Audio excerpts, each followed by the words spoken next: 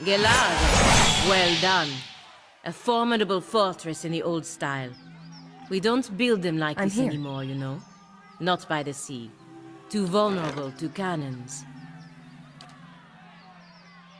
Cores.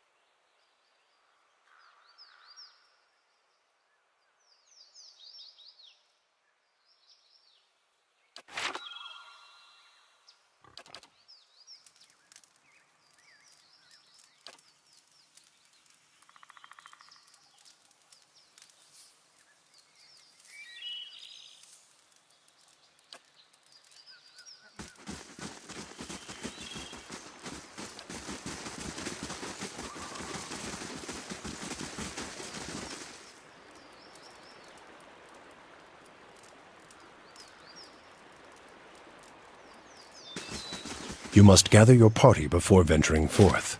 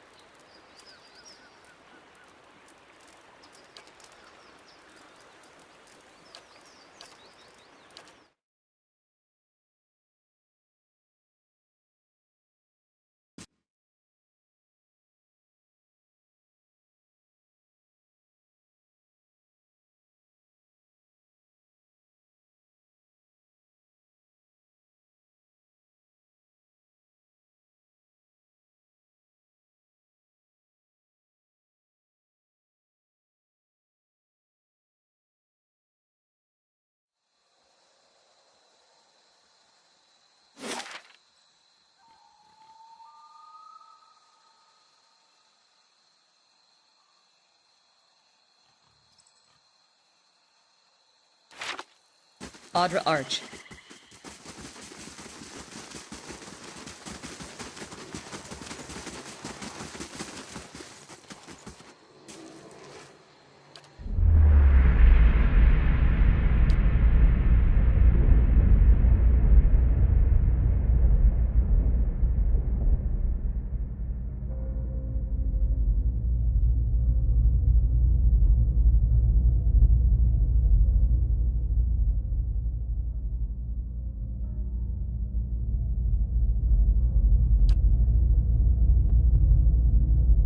I'll follow you. I always get a strange feeling near the end of a hunt. Like an itch on the end of my nose. I am. After all this time. A part of me had already accepted that I'd never find him. That I'd be stuck wandering like this forever. I'll admit, I didn't believe you at first. Still didn't until now.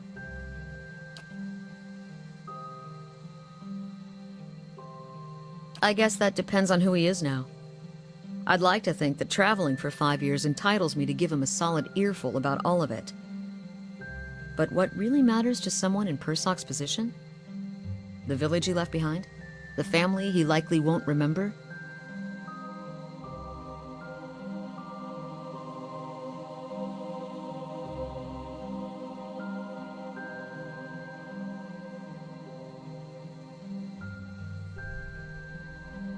You sound like my mother on my...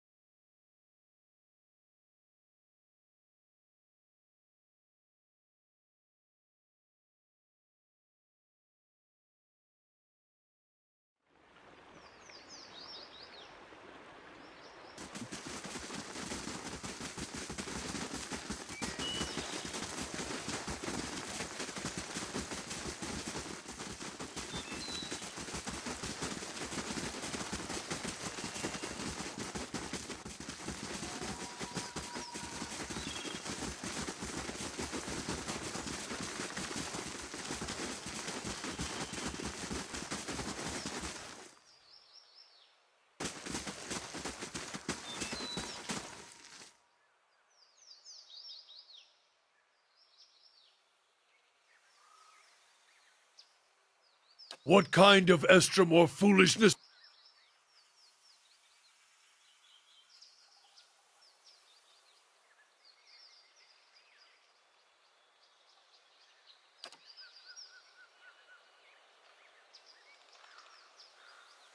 Auric's shadow.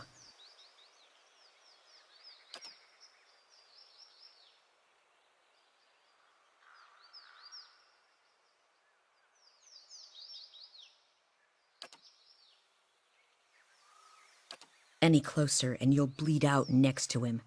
I never thought I'd prepared myself to meet a stranger.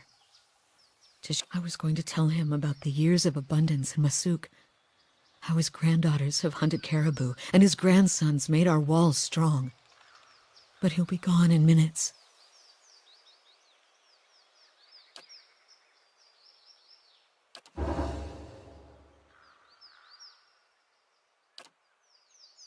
If you've finished your chanting, we need to get to work before the meat spoils. Have you no respect? A great soul inhabited this body. And it's gone now. What's left is our kill.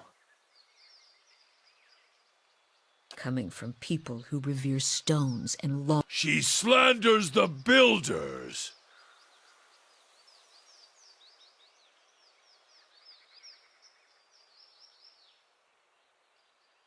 I see your point.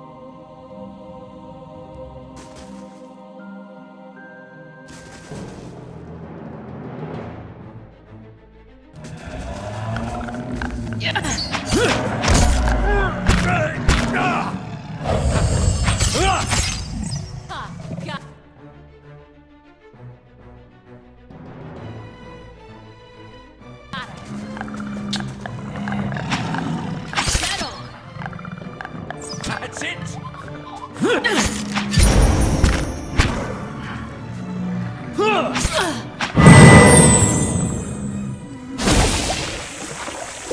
At once.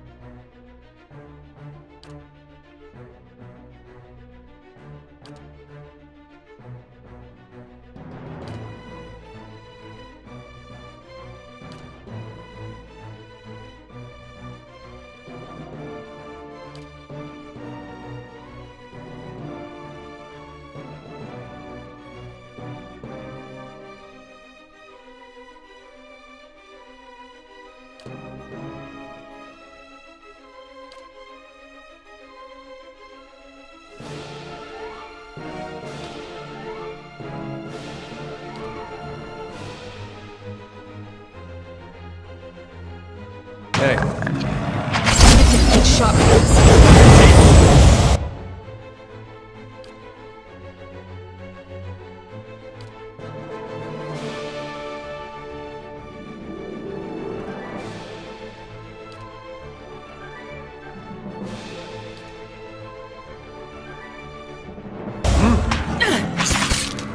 Dead on!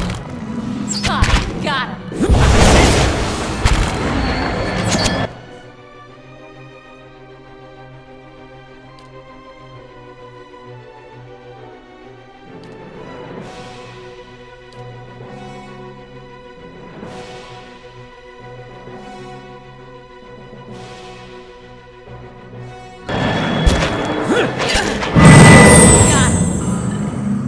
Dead on!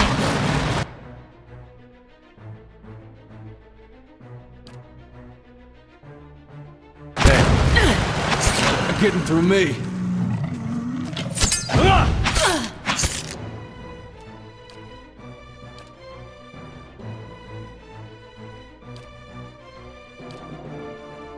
Hey. Dead on!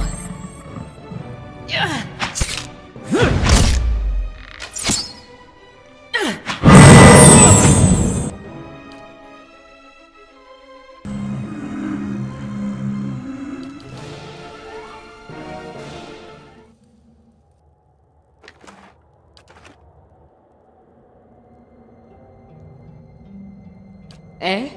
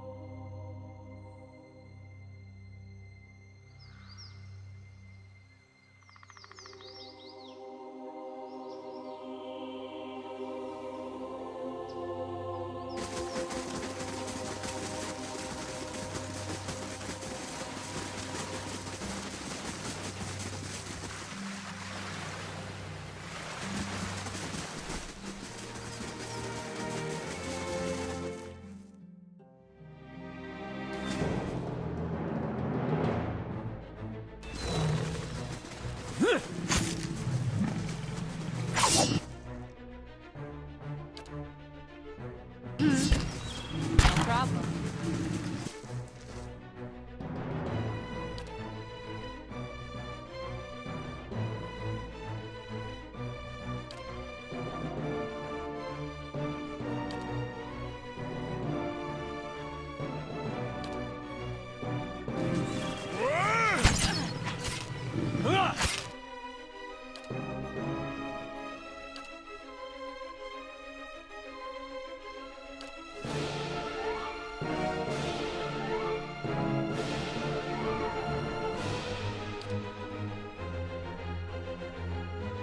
Hey. That's it!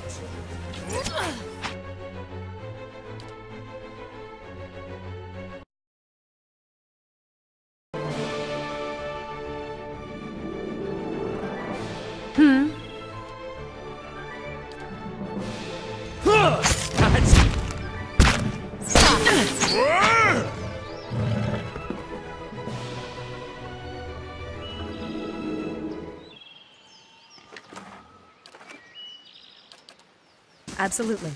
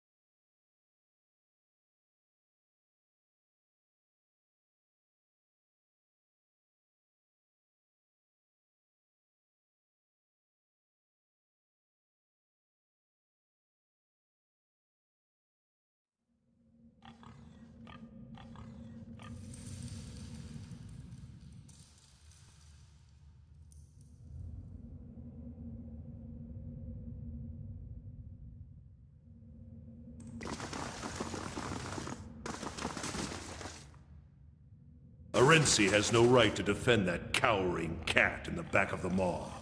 Then track her down and tell her yourself.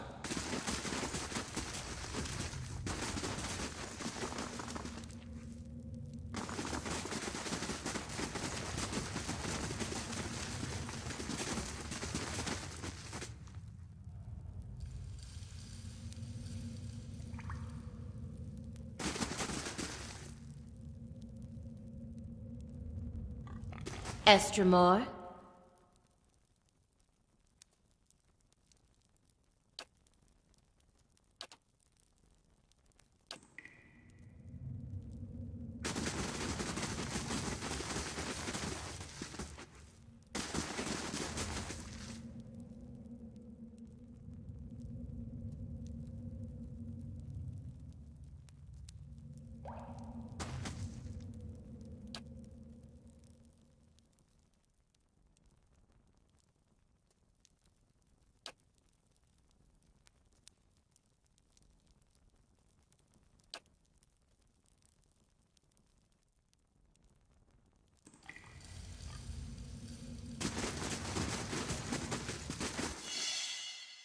Would you look at this?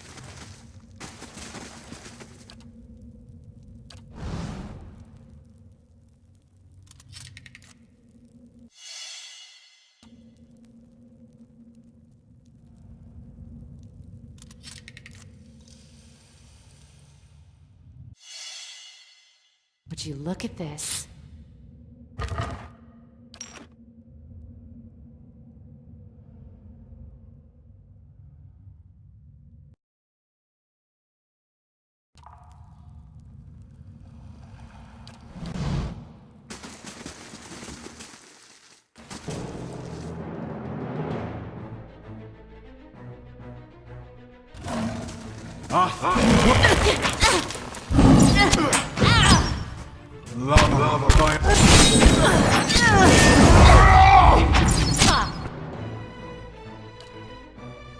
Got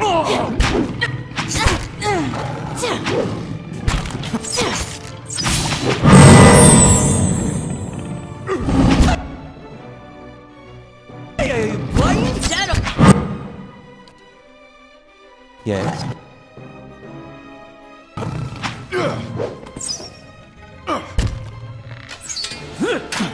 That's it!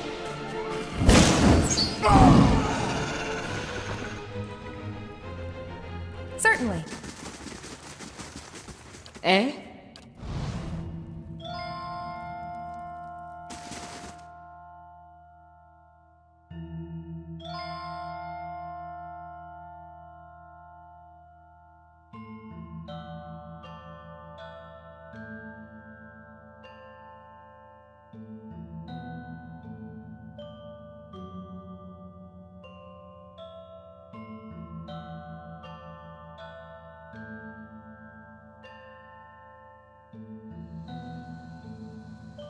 How's the hand?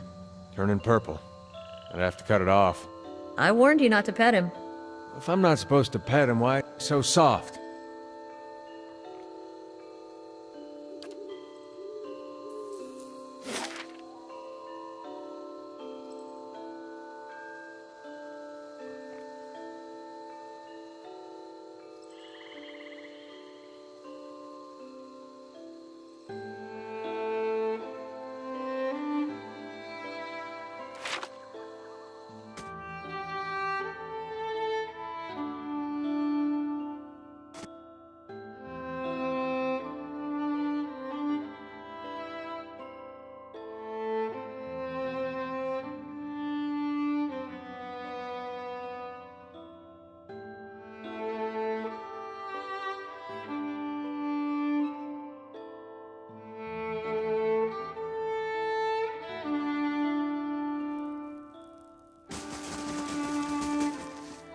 Why not?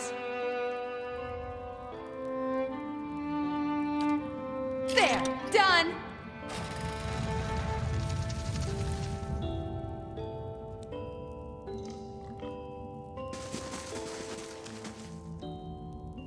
Yeah?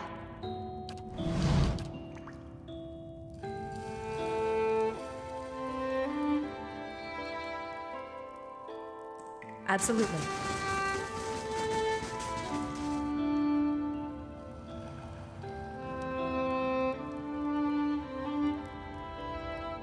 Kareth, this is no place for sightseeing, even for you. The beasts of Galawain's Maw are dangerous, and now more than ever. Yes, a den of beasts sacred to the Lord of the Hunt himself. Historically, the greatest predator of Air Glanfath has claimed the back of the Maw as its lair. Lately, however, there's been some dispute as to who should occupy that position. And its lead...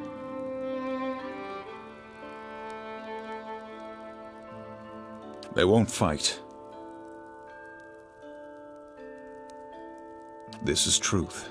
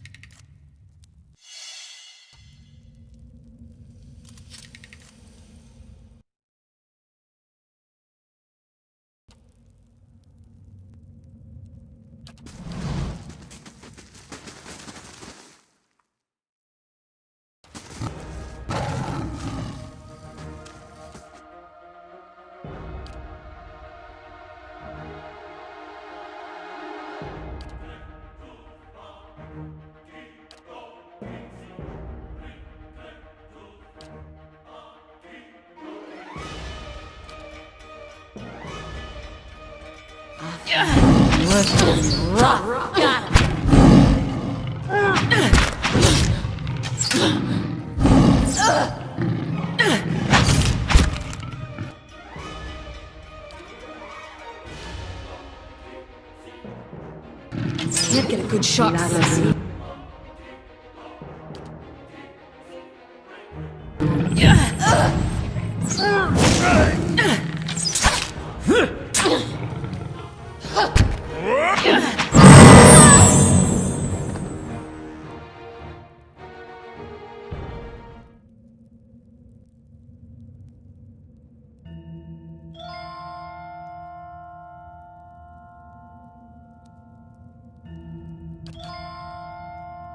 Absolutely.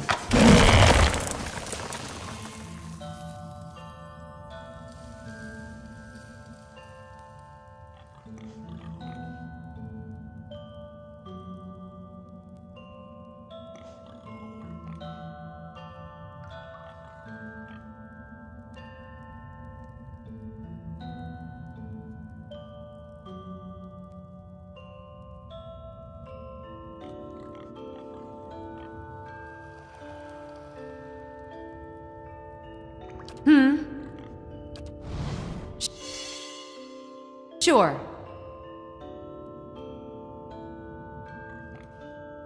There! Done!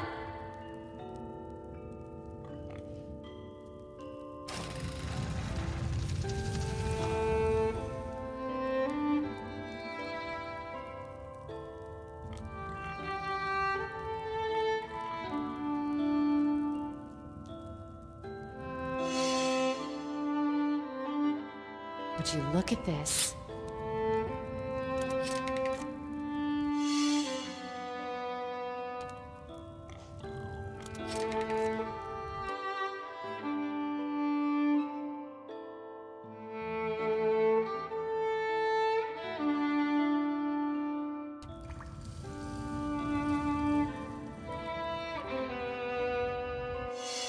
Would you look at this?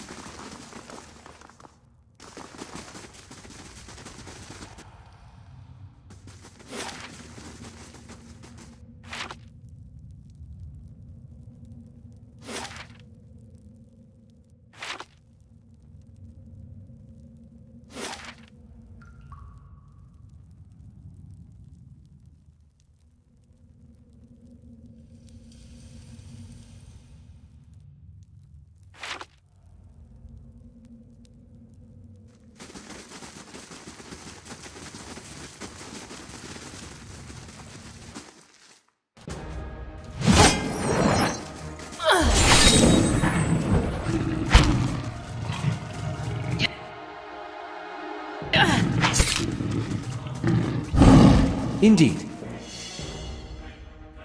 Would you...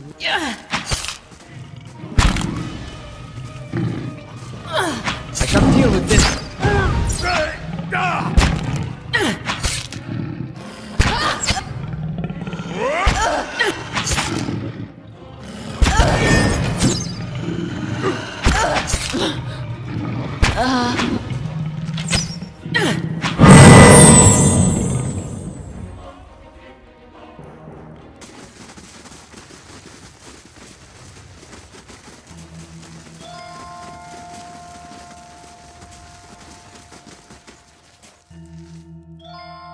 Come to see the great Oernos, Estramor? He's back from his hunt. Unlike that lioness, he doesn't stay cooped up in here for long. Because she holes up at the back of the maw, surrounded by her pride and the natural hazards of this place. It's not the proper way to meet a challenger. She's got to come out and face Oernos to keep her claim. Anyway, her prime is past. Putting that old beast down would be a mercy at this point.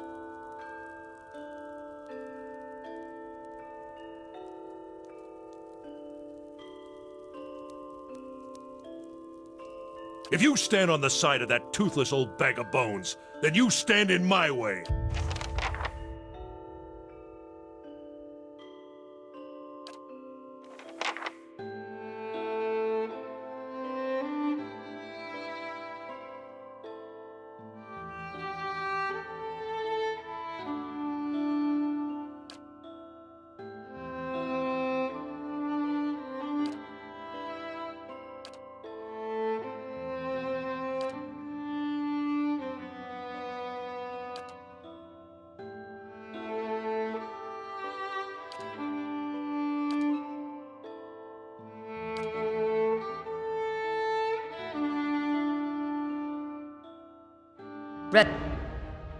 Ready, Watcher.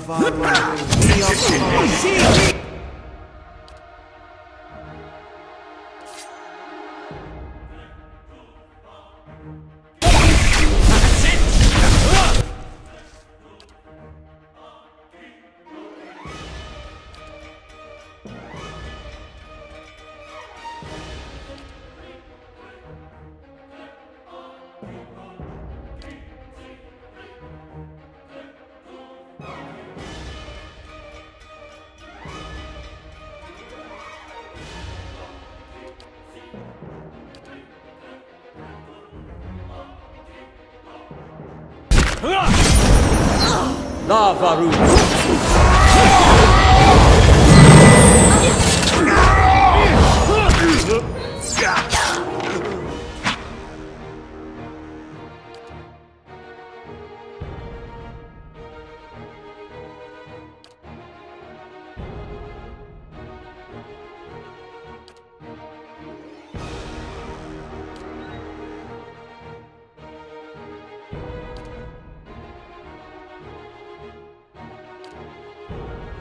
Hey.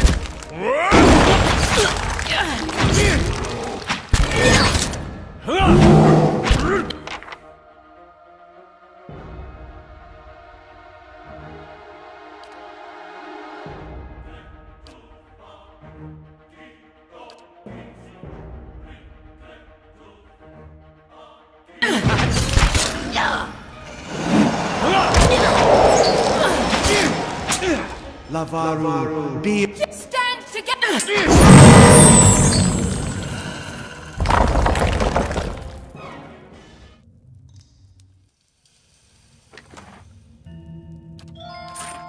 I'd be glad to.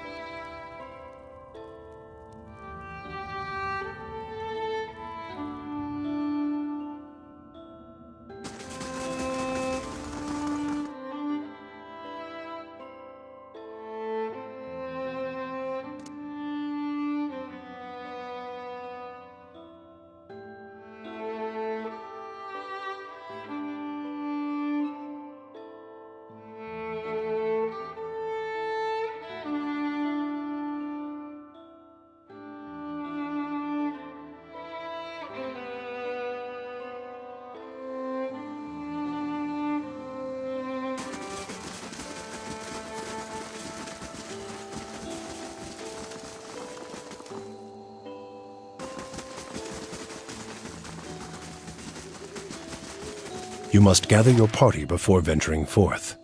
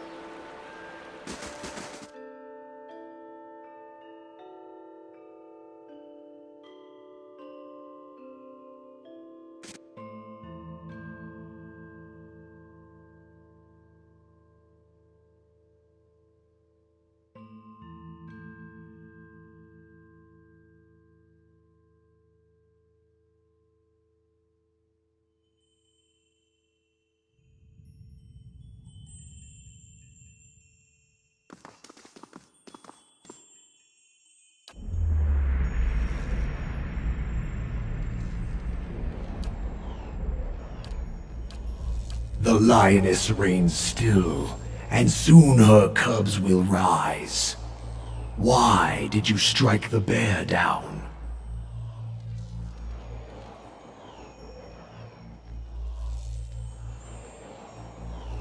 Plans and calculations. These are your ways, are they not? Strength begets strength. The mighty seize an advantage in their jaws and do not let go. They shake and wring it, puncture its arteries with sharpened fangs. Blood whets their appetite.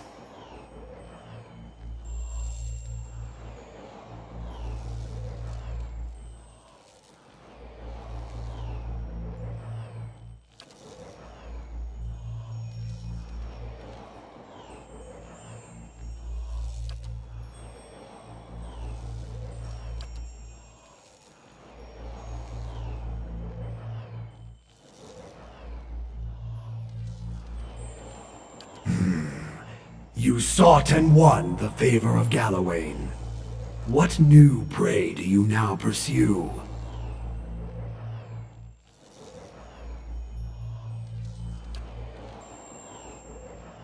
So you know. No doubt one of the others has already enlisted you, and with a different purpose. Nevertheless, hear us.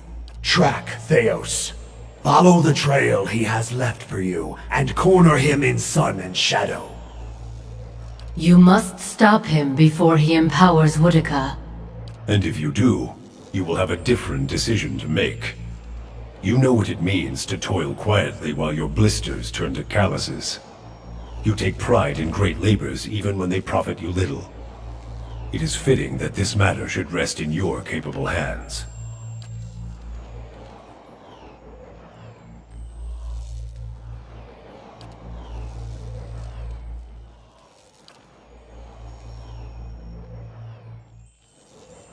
Souls were ripped from the world, ripe and full and pulsing with essence. Scatter them like bones to a pack of dogs. Their essence will strengthen the souls of the Deerwood.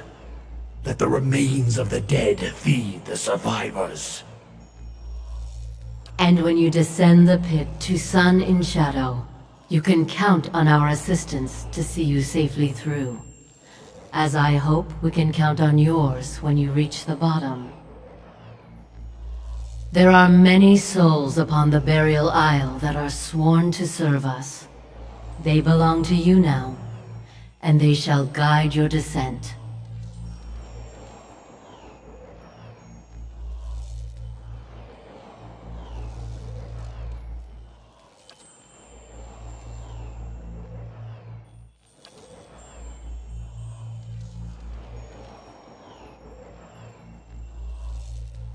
Hunt him, mortal. And when you stop him, let the souls he has captured feed the deerwood. Strengthen the souls of those who remain. Prepare them to face the challenges that will follow. Pledge that you will do this, and we will grant you a power fit for the finest warrior who ever lived. Betray us, and my beast shall track you down. Our allegiance is not to be accepted and cast aside.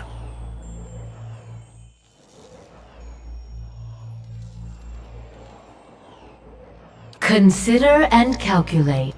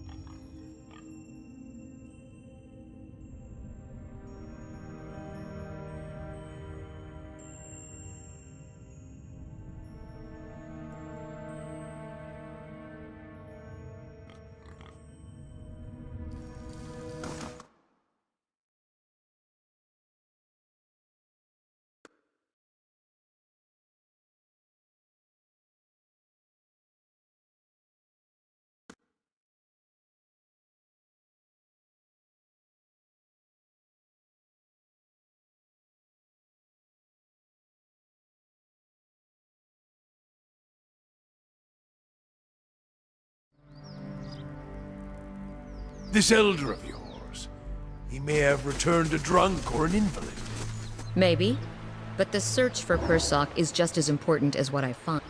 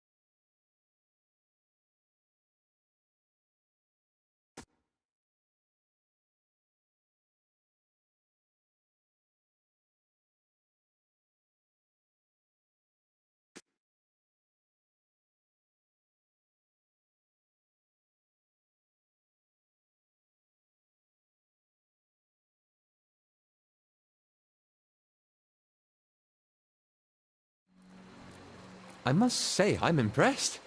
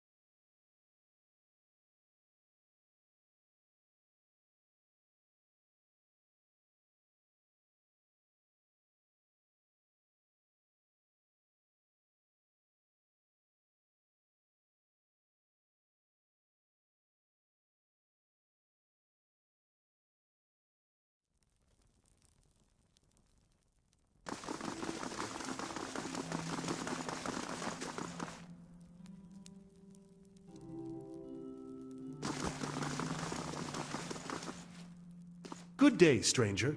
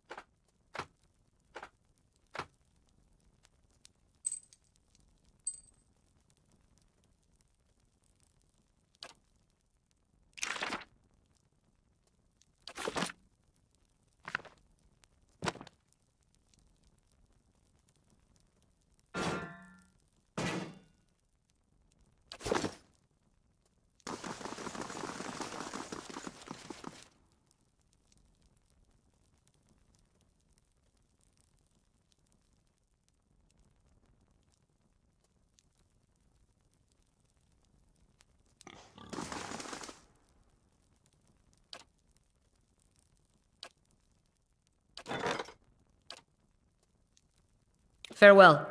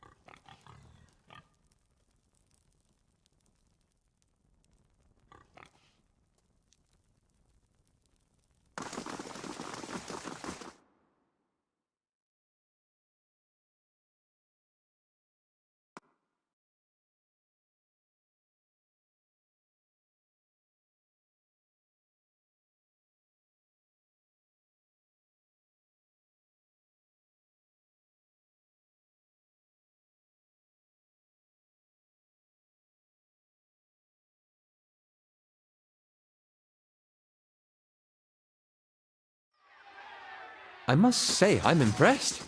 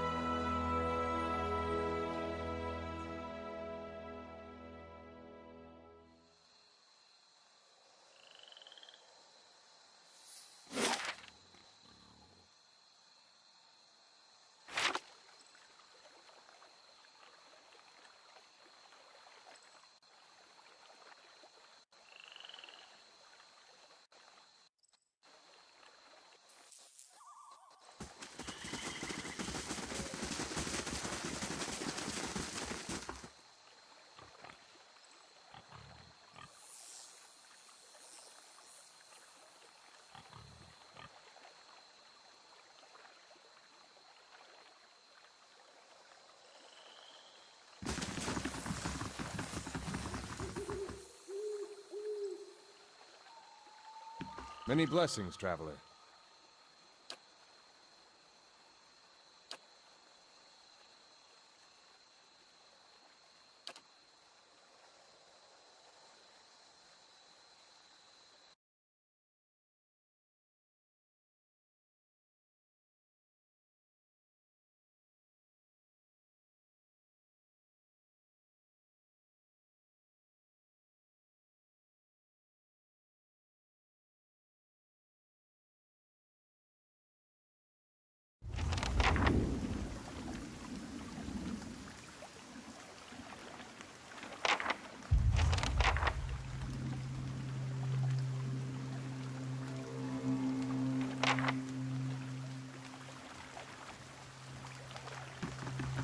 This does look like Theos' kind of place. remember when I was a girl, and the missionaries came and told us about the gods. They said we could see them in the stars.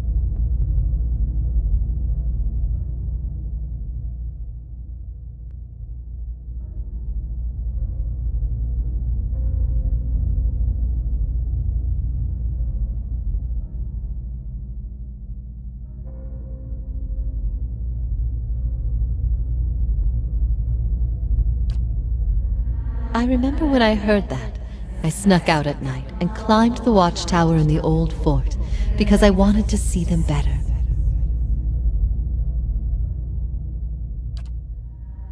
That fort burned down a few years ago when we cast the missionaries out.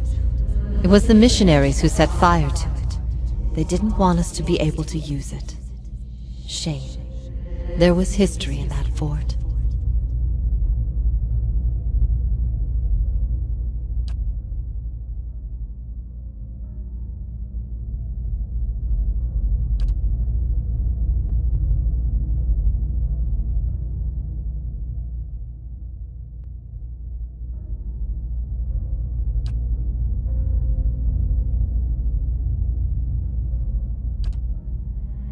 I miscalculated many things since this began. I'm relieved you weren't one of them. It's a good thing we didn't hang you. I always knew this path would have consequences, but I never wanted to see Kratom suffer on my behalf.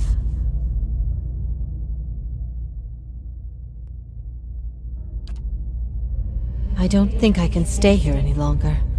I am told the Inquisition is gathering an army, that they have sent messengers to bargain with rulers from distant lands. Kratom is not built to withstand a siege.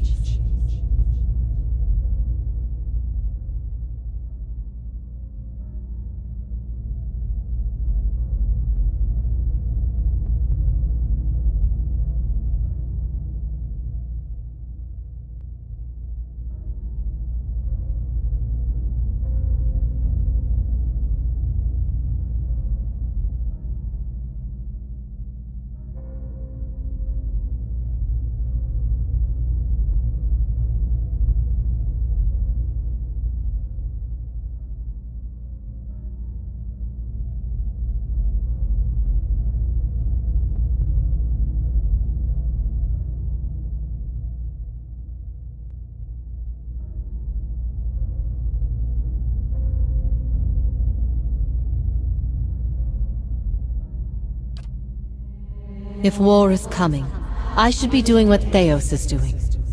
I will need allies. Allies in a stronghold that can resist an invading army.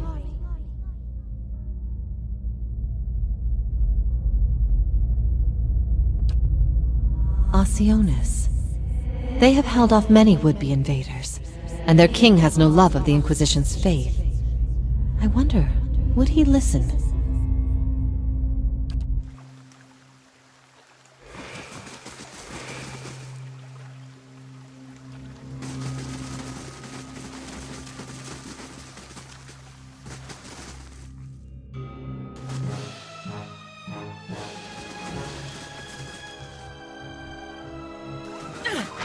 That's it!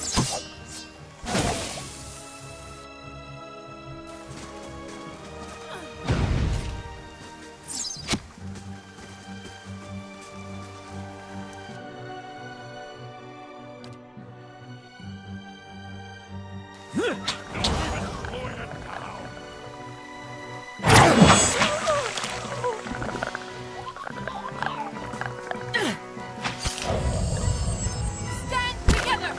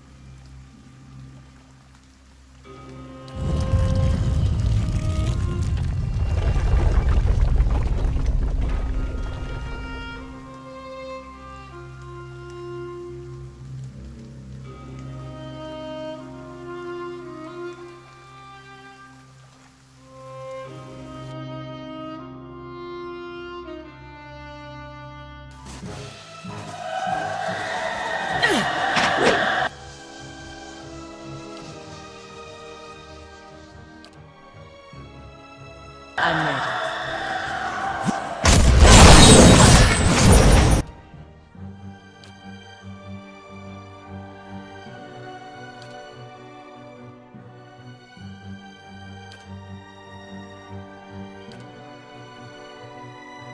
How may I help?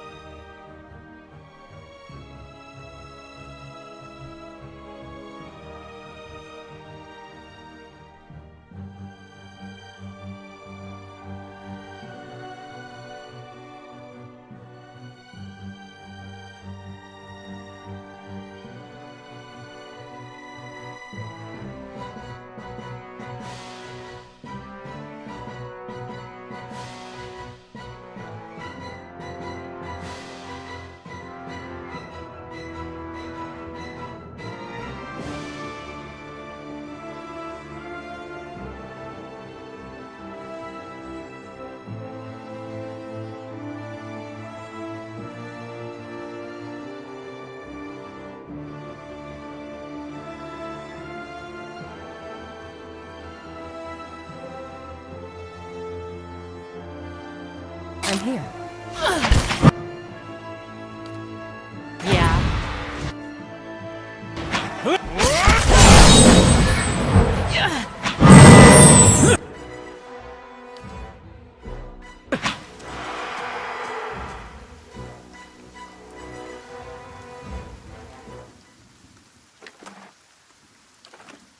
I'd be glad to.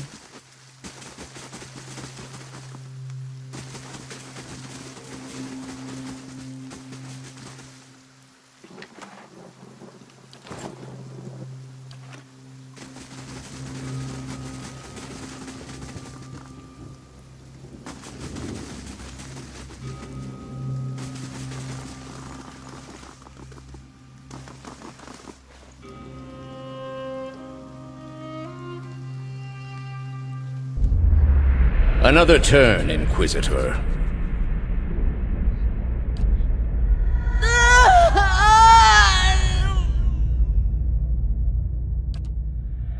I ask again, Jovara Ixensios, do you confess to these heresies of which you stand accused?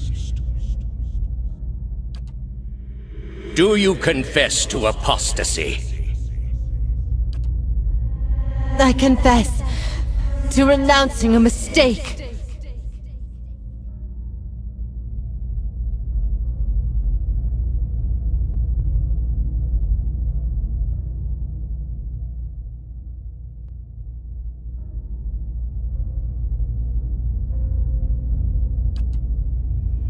Do you confess to conspiracy against the one true faith? I confess to opening minds. Do you confess to false prophecy? I confess to following a false prophet. Indeed. And where might we find this heretic? He wears the robes of a Grand Inquisitor. You have no followers here, heretic. Your lies hold no sway in the court of the penitents. Only my truth, then. Another turn.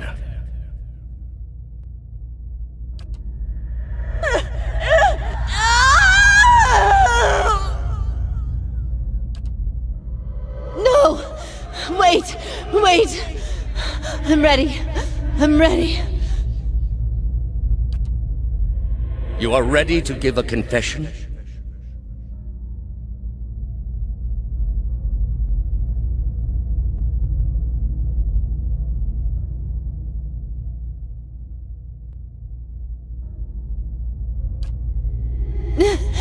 I'm ready to hear one from you.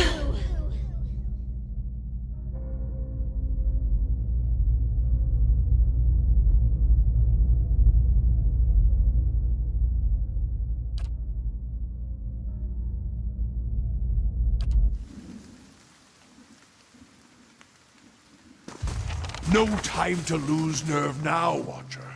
What's one more trial for a soul on the brink of doom?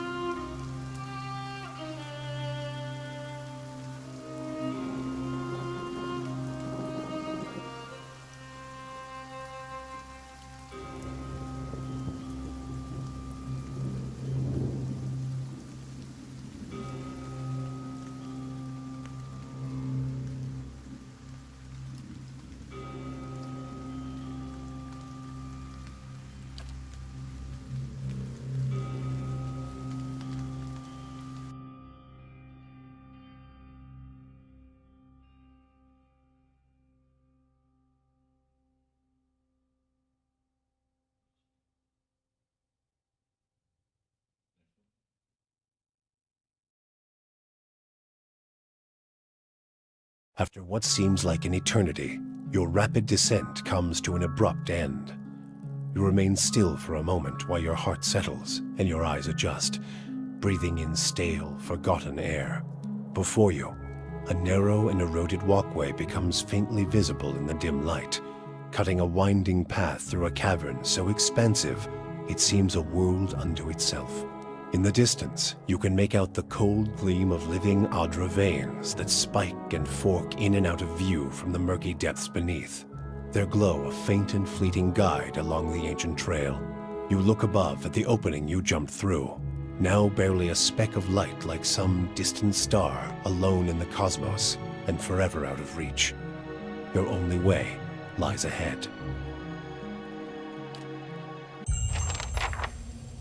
Well, that went better than I expected. Everyone all right? No shattered knees? Good. Just me, then.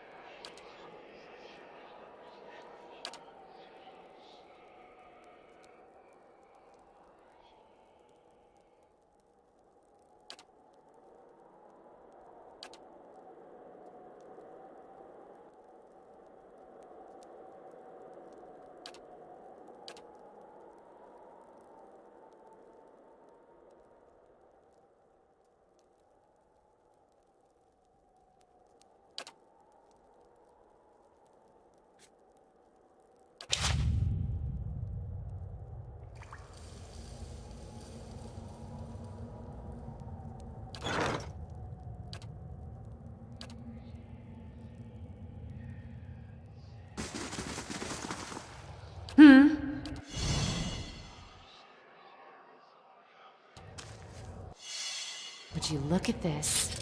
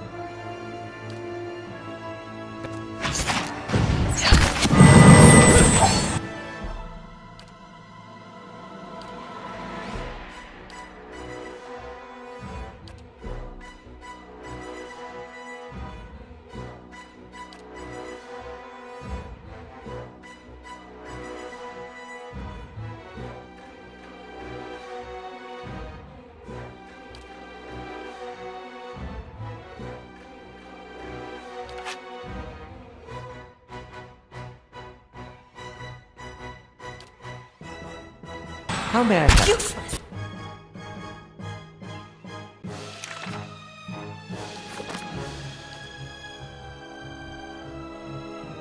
Lava room.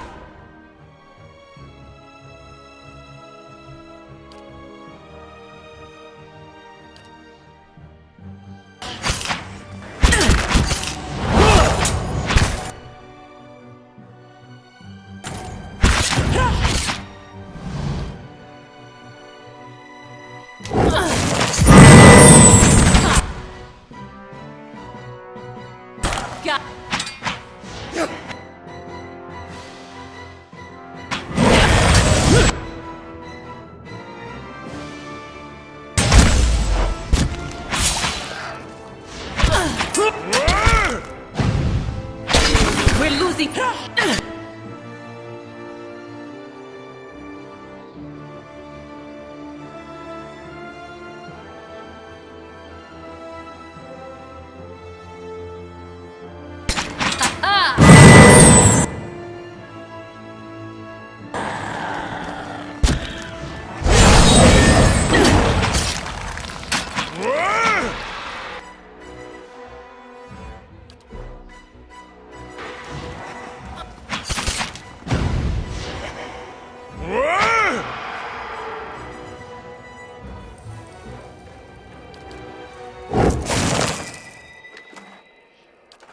Certainly.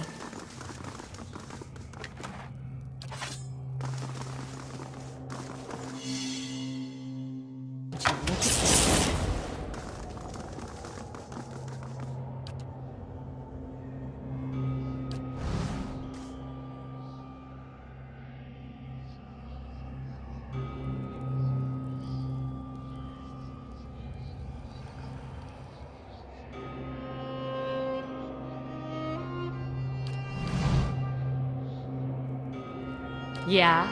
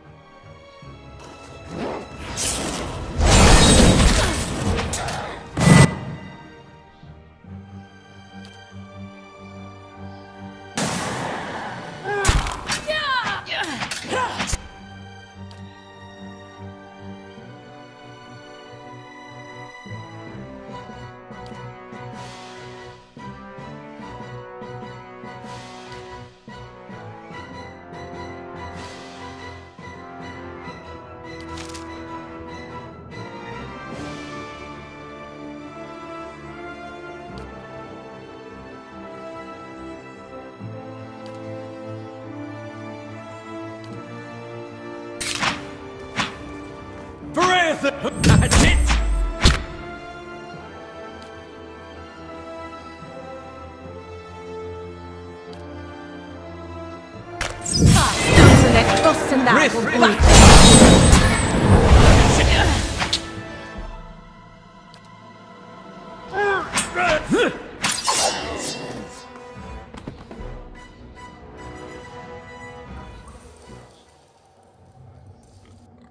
Certainly.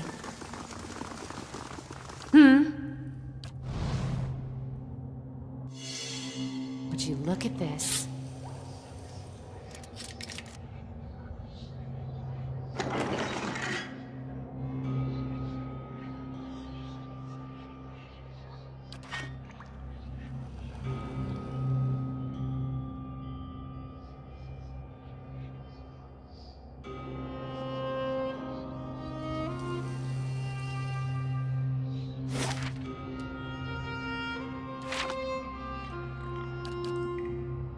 Eh?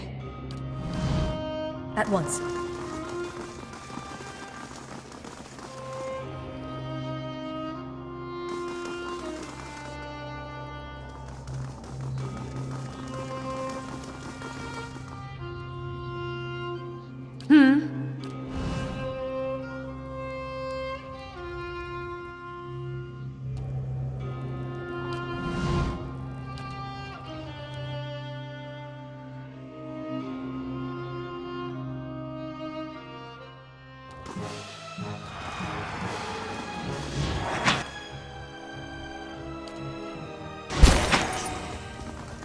Let's go!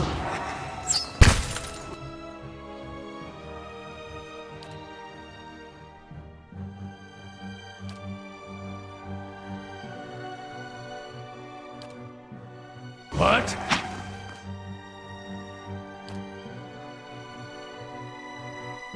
What?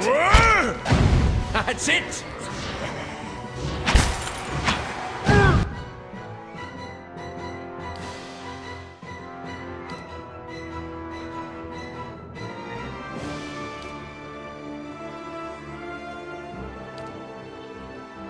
PoE ixi ana.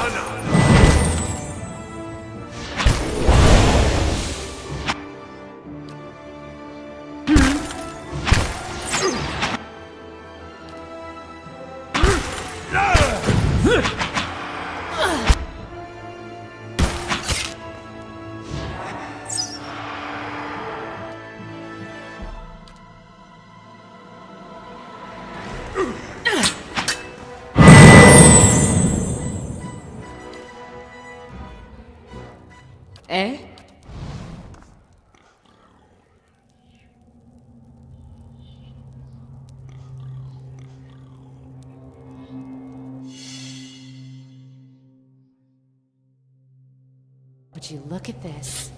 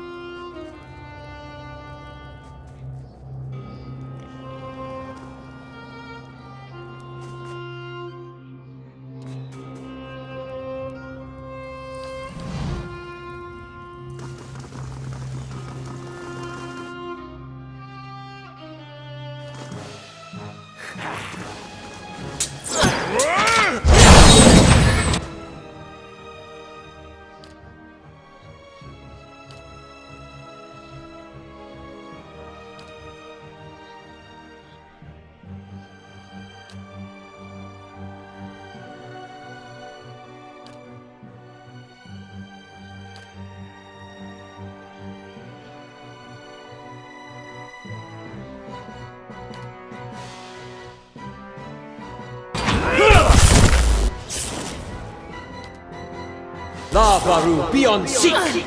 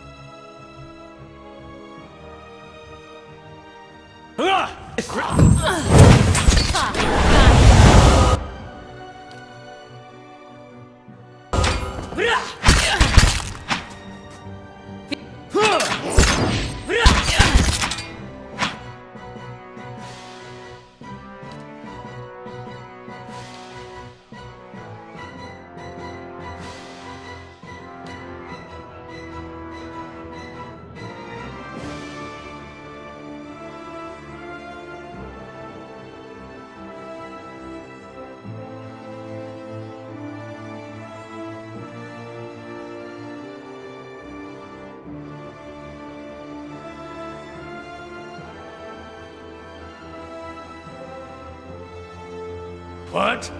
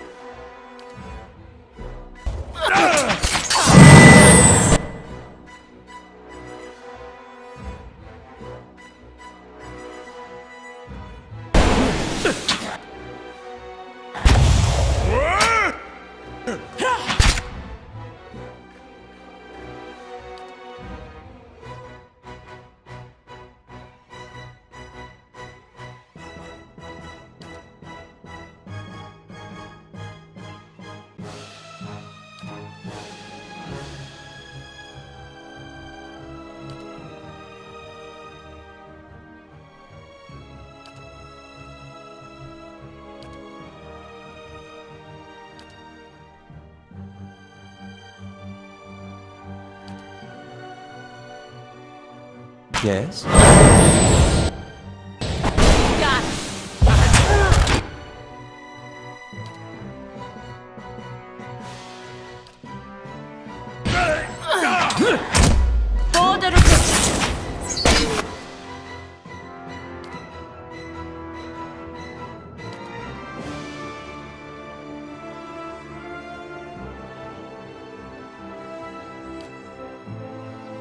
Here. That's it!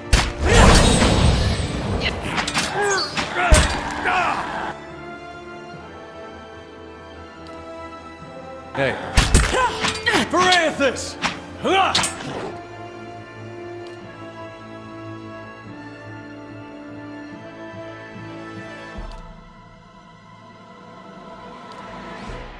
Yeah.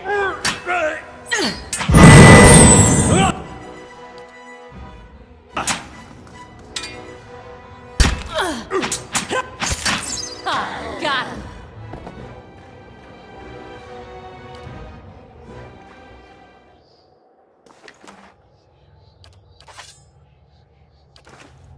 Certainly.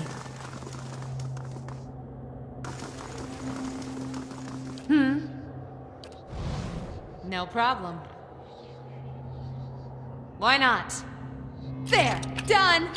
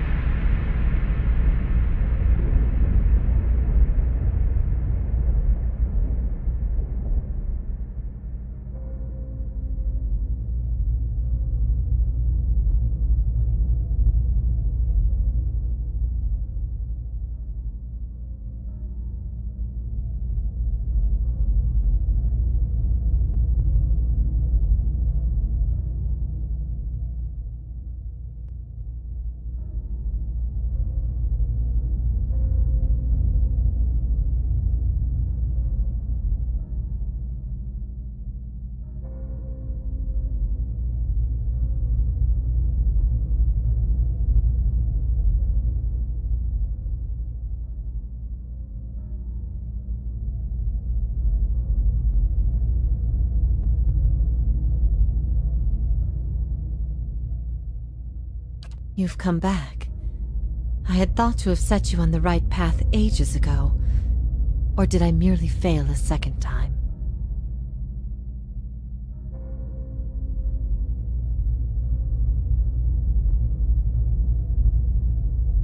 You are so different now from who you were then, yet much remains the same. Old troubles with a new face. What is it that has brought you here? A gallant gesture, if a bit misguided. And yet I suspect there is more to this than you have said.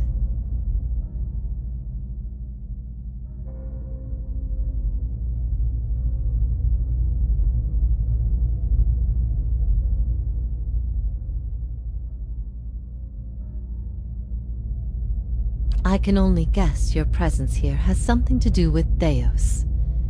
The energy of this place changes when he is near. I don't know what he has done, but I do know of the souls that pass through here now. They do not come by choice. After all this time, he would still stand against the tide.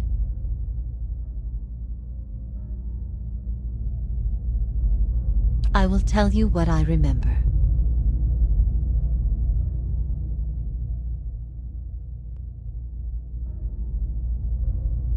I can see his influence, still hanging like a weight about your neck. So it always was. He had inspired something in you. We spoke of him the last time you were here also.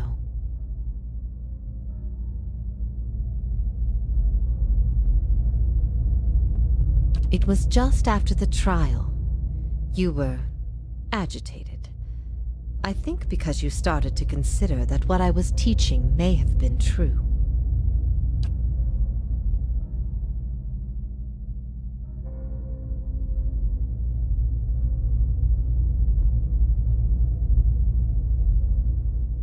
That the gods aren't real.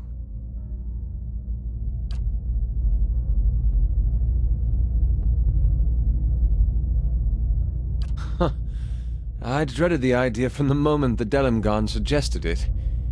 And yet, it almost feels like a relief. She's not serious. Perhaps not to her. Many are those whom the gods have scorned. This is petty retribution. What I taught was that the gods whose faith we had been spreading were not gods at all, but something else entirely. Something created by people.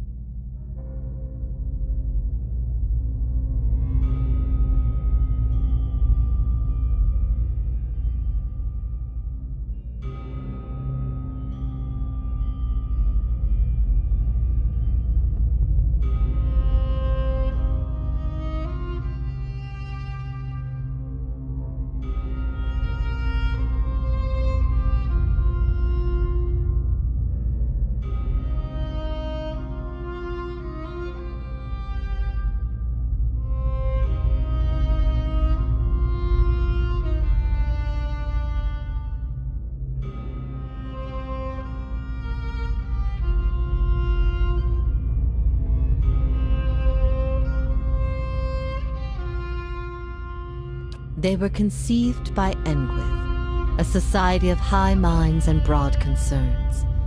Theos' people. In their time, every people worshipped its own gods. Sometimes they warred over it. After a few wars of their own, the Engwythans sought an end to it. They devoted all their energy to finding the true creators. Generation after generation, they prodded and worked the stitching of the world and unlocked its secrets. One day, they found an answer. Except the answer was no answer at all. There were no gods to be found. Or if there ever were, they were gone.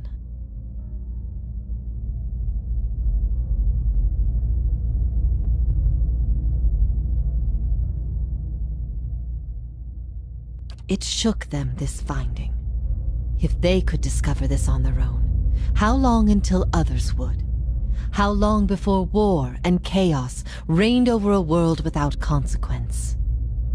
But they had mastered many things in their pursuit of these answers. And with their mastery, they crafted their own gods to fill the void, and sent missionaries to the corners of the world to spread their faith. The Engwythan missionaries all knew it, but they never told the rest of us. They meant it to be a secret that died with them, and in the end, they allowed their bloodlines to fade from memory. I had been assigned to join a few of them at a temple. I found the door to their chambers closed, but the room was stone and the door thin. Their voices carried. I heard enough. I investigated the things they spoke of, and everything was there, just as they said it'd be.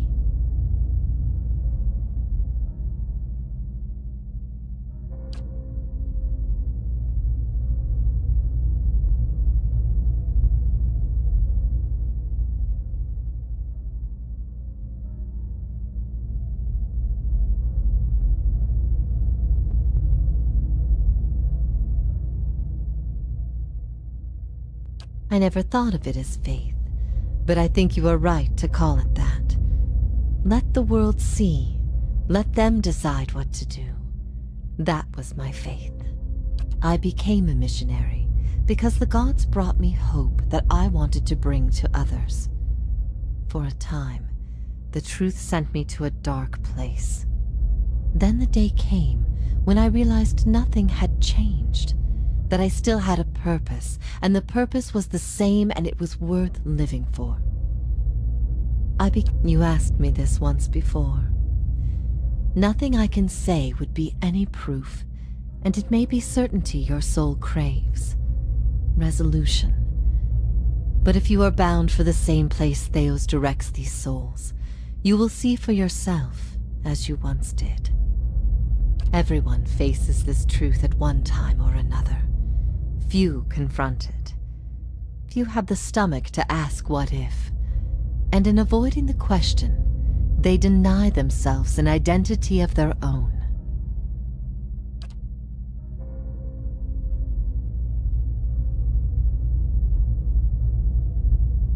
What if all the tragedy, all the persecution, came in defense of an imposter? That's not... That can't be right. Aethys, he's done miracles for people. The power of the gods is undeniable. The truth of the story they weave is not. What if it were forbidden knowledge rather than fault that earned your doom? What of your guilt? I have seen with my own eyes the deceptions of my goddess. The Watcher has shown me as much. But it was not until now that I understood how truly desperate she was. The depths of her deception.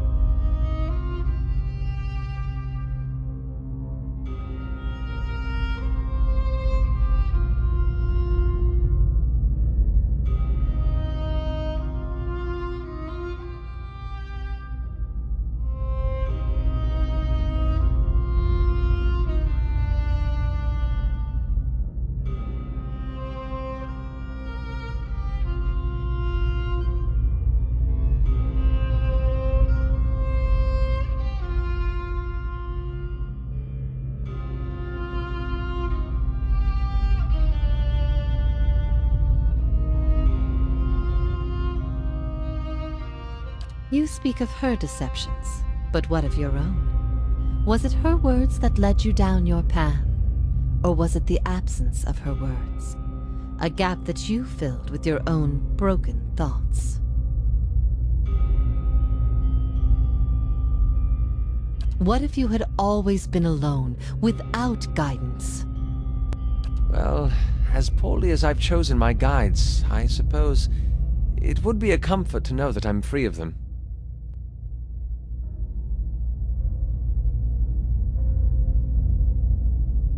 The freedom has always been. It was the guidance that was the illusion. What if even mastery over all things cannot answer the most basic of questions?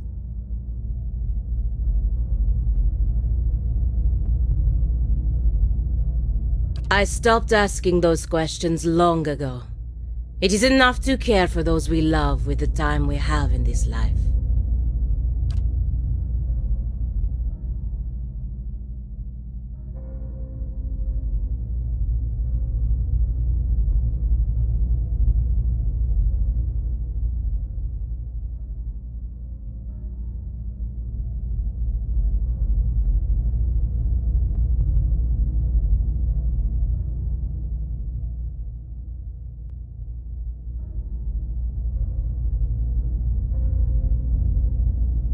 Isn't that what brought us here? Seeking the man who's haunted you for lifetimes? Who I've unwittingly followed for years? A question is a journey, and a journey is what makes us who we are, it's true. But when one journey leads only to the next, then where may one find rest? I ask these things not to trouble you, but to show why they must be confronted. No answer is simple, but somewhere between them all lies a truth so beautiful, not even a god could conceive it. Do we not owe ourselves a chance to find our part in it?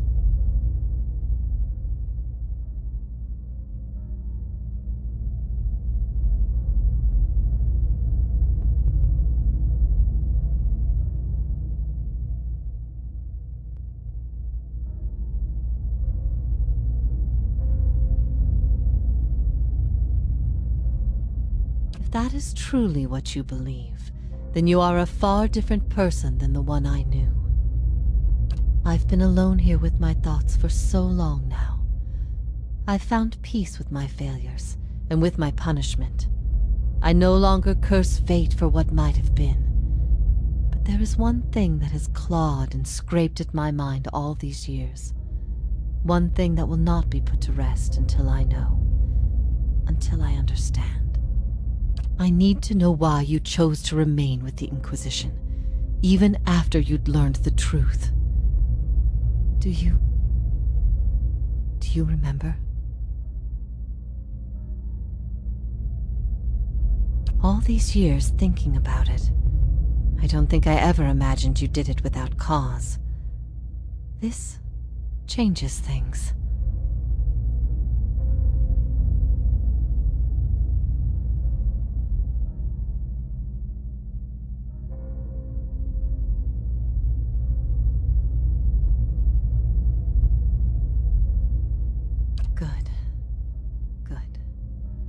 The things I taught, the things I believed, I needed to hear that. I needed to know it wasn't because...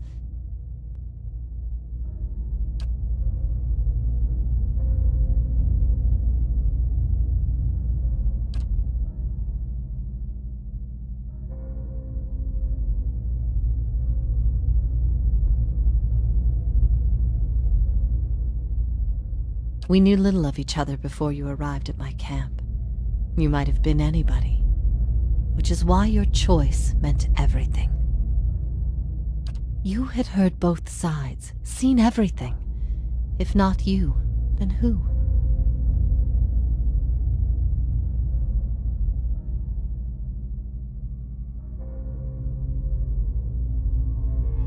I expected dissent. But I needed to know that true faith would prevail. Perhaps I've been wrong to place so much importance on one person's actions. It was all I could do to feel like there was an answer.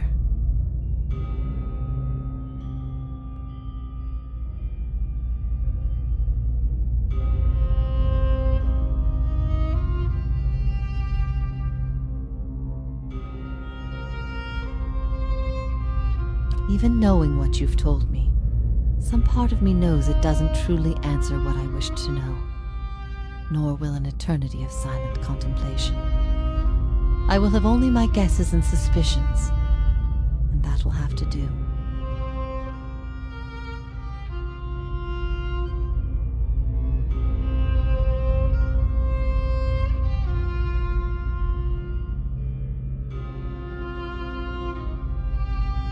And what of your understanding of our past? Are you at ease with the choice you made?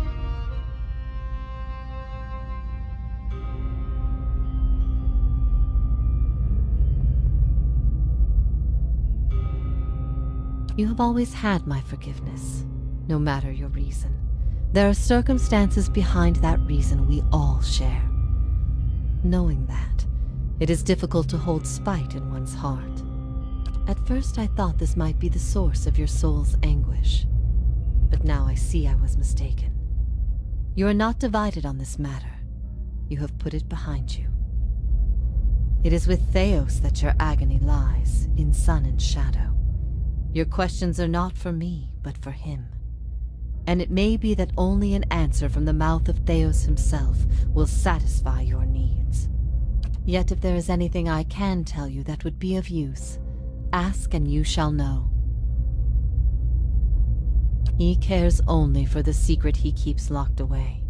He destroys anyone who might discover it, no matter their chances. That's why he's always favored Woodica. It isn't in her love of promises or justice. It's her disregard for the rules. Her willingness to do what is necessary. To Theos, she's not a deity, but an ally with which to conspire. When her power waxes, she does as she pleases with this realm, as well as hers. And she wants that secret guarded as much as he.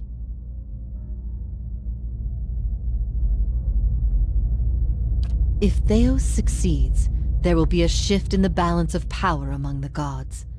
Woodica was vanquished once, when the other gods decided she had gone too far, and her power diminished.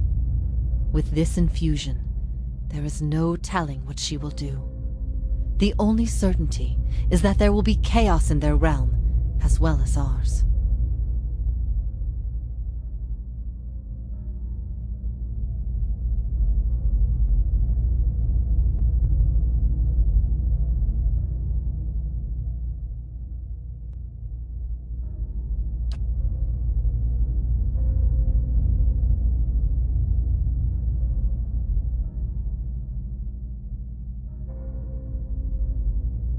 You will not find a more resolute being on all of Eora. There is no offer you could make, nor spell you could cast, nor pain you could inflict that would make him reveal what he hides. But I see you have become a watcher in this life. Perhaps in defeat, when he can no longer defend himself, you might learn something from him. In a matter of speaking, this is Braeth Yamen, the Court of the Penitents. Souls are confined here until they repent. They must beg the forgiveness of a god, pledge their soul to them, and they will be lifted from this place to the world above. In truth, they receive leniency, but not true mercy. The spite of Woodica is eternal. They linger above, at the site of the old court, and are not permitted to leave the island, forever severed from the cycle. This prison was full once in the days of the Inquisition, but time weathers all things, even will. I'm the only tenant who remains. Yet, I feel their presence strongly now, as it was in the beginning. You have brought many of them here. They cry out for the judgment of Theos. You have struck some bargain with the gods, then. Better to be on no side at all. Woodica may be the most dangerous of the gods, but make no mistake. Engwith built gods from ideals, and an ideal on its own is a grotesque and vicious thing.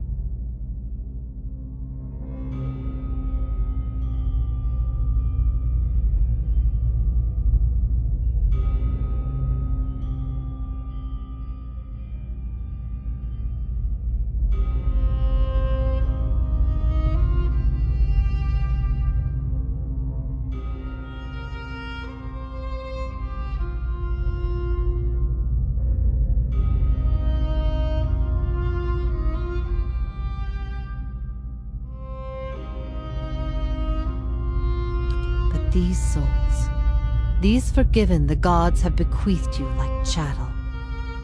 They were loyal followers in life. They will be with you to the very end.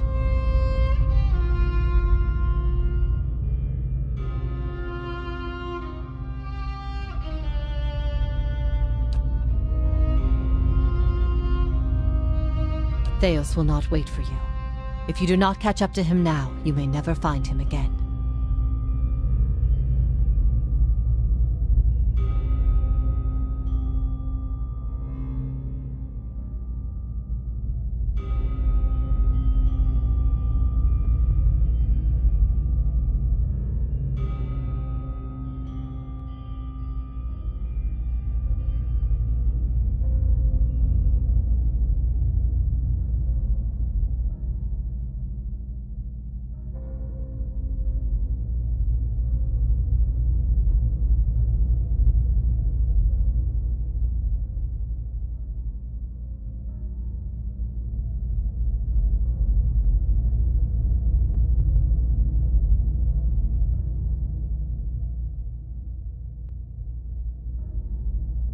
If I repent, all I have done has meant nothing. Your soul deserves an end to its suffering. I'm sorry I wasn't able to grant it myself. May it come to you swiftly.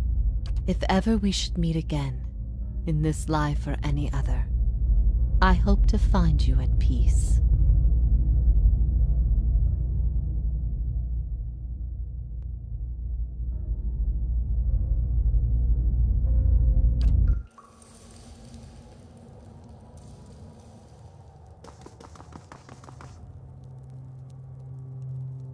Time to see and not be seen.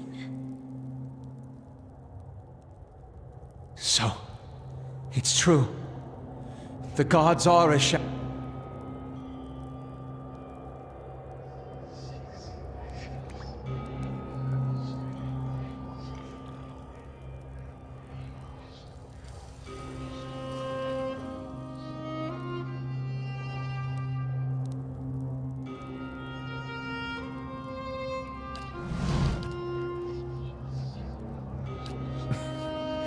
Doesn't that just beat all? Here I was, wondering all this time whether all these terrible things were people's fault or the gods. Turns out they might be the same thing. Wonder how things would have gone different 15 years ago if the Raid Sarens had been told their god was made in some forge or kiln someplace. Would we still have gone to war?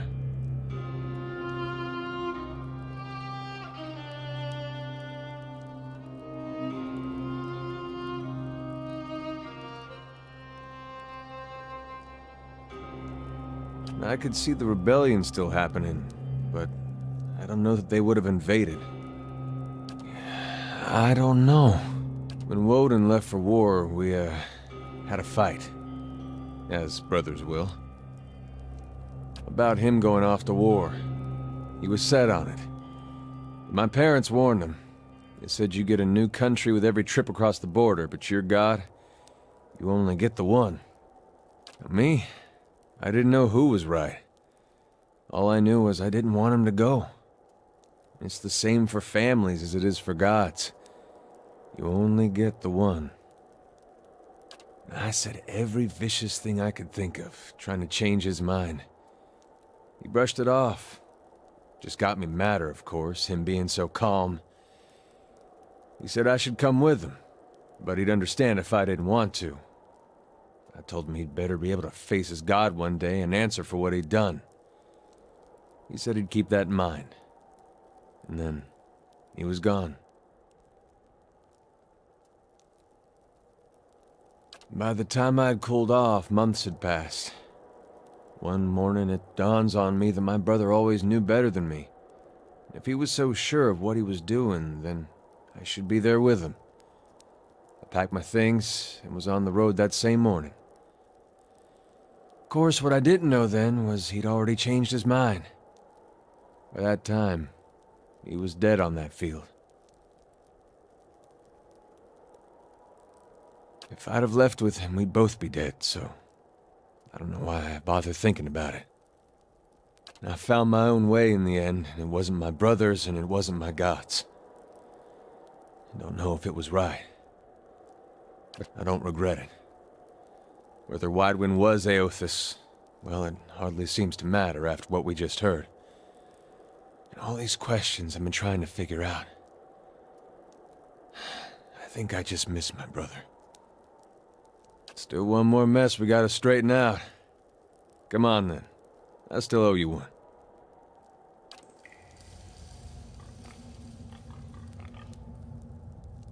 We've been lied to. Our whole lives, and many lives before that. And it's led us to put our faith in a pantheon of gods that never deserved it in the first place.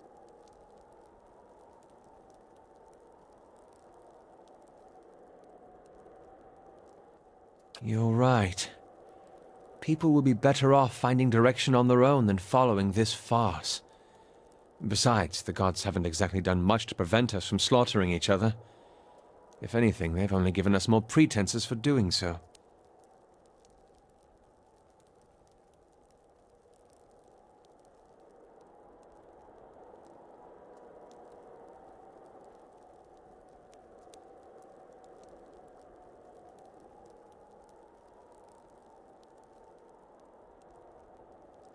Seems like that's all they've been doing of late.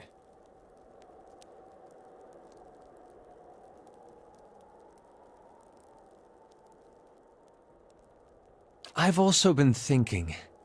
There won't be much left of Theos by the time you're done with him, if I know how you operate. That will leave the leaden key headless. Perhaps it's best it stays that way.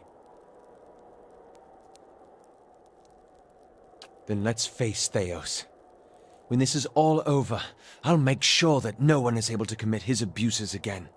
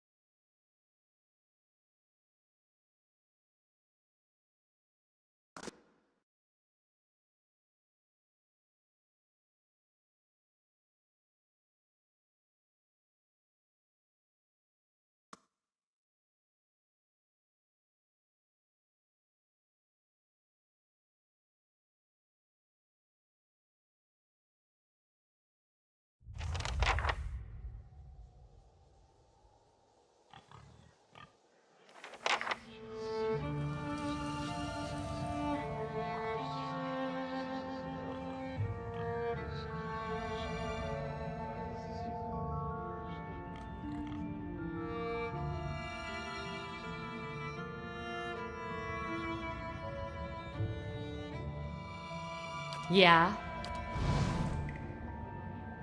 I can't see much, but I hear a noise like a pig choking on wet feed. So, I guess Durrance is breathing at least.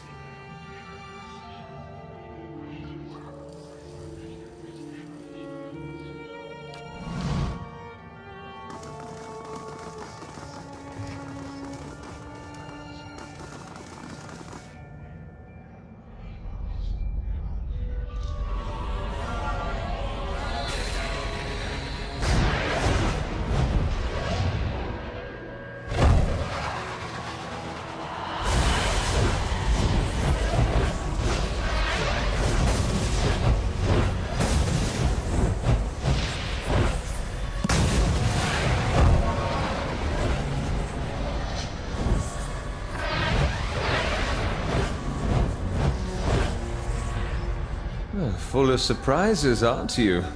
We light our own path now, Watcher. Can you do that again? I had something in my eye. Missed most of it.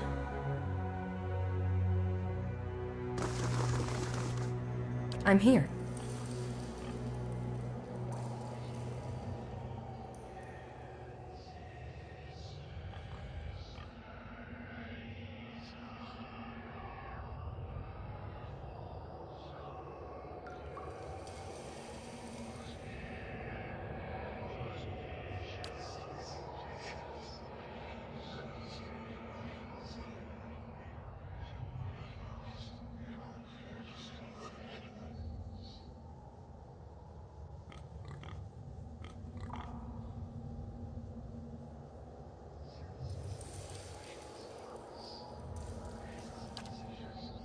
Absolutely.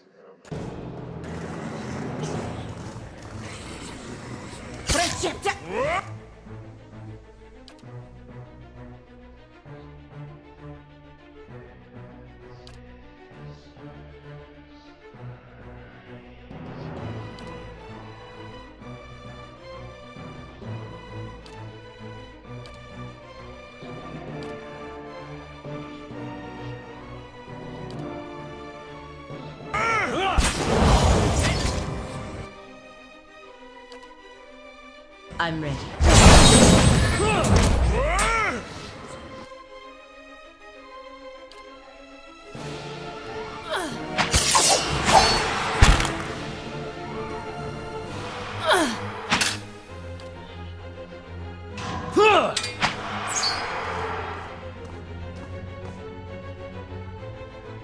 I'd be glad to.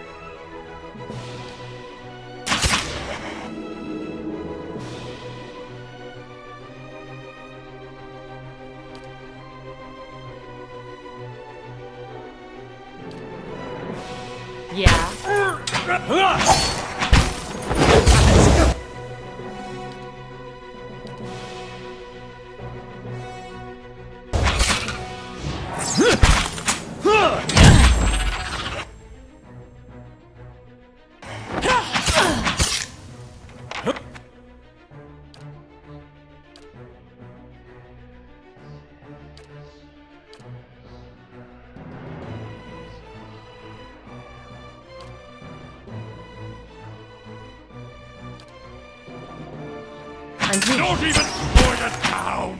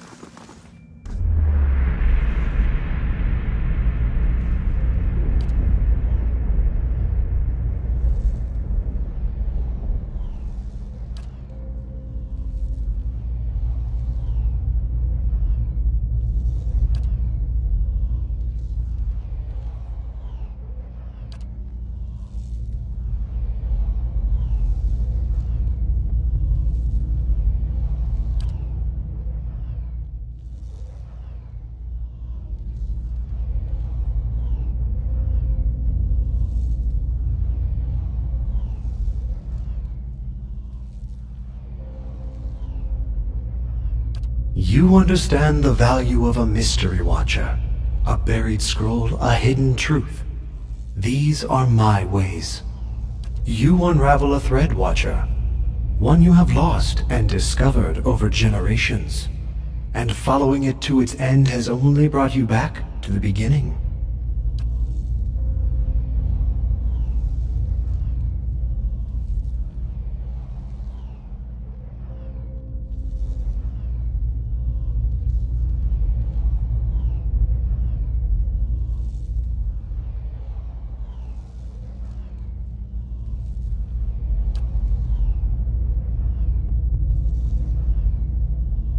A nebula of souls, blind and brimming with potential.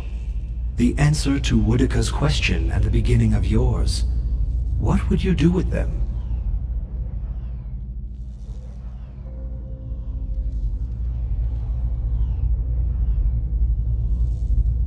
A song the world knows and tires of. The droning chorus repeated again and again. Better the improvised melody, the unfolding chant. The listeners sit rapt, and just when they think they have the tune, it changes again. Even the gods require fresh mysteries.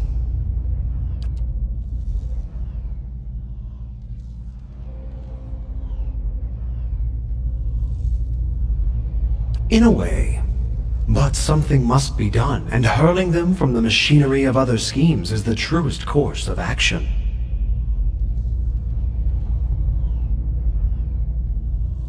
No end, Watcher. That is the purpose. None know. They could end up anywhere in the realms of gods or mortals, whole or divided. Discovering them again and charting their course through the ether will be a new mystery. That is a word for endings, and this is but a crossroads. Even I do not know what you would choose.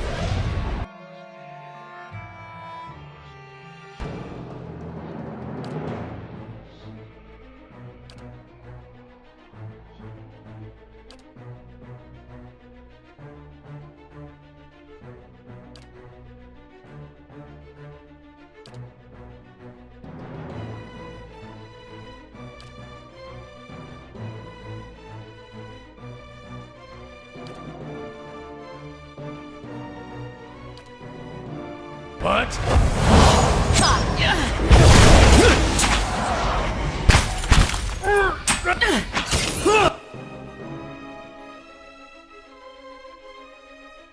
This thing isn't doing the job.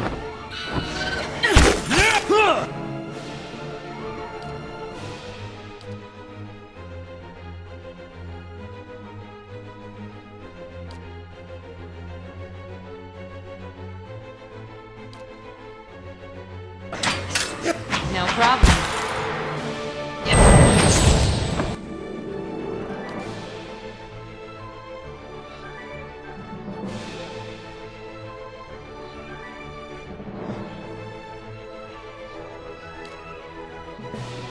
Yes, that's not very helpful.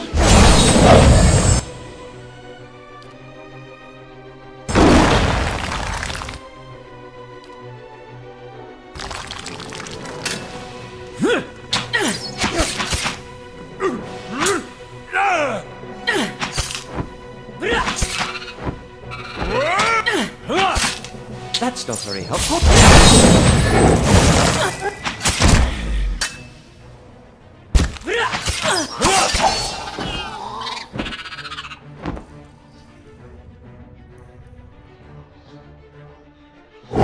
At once.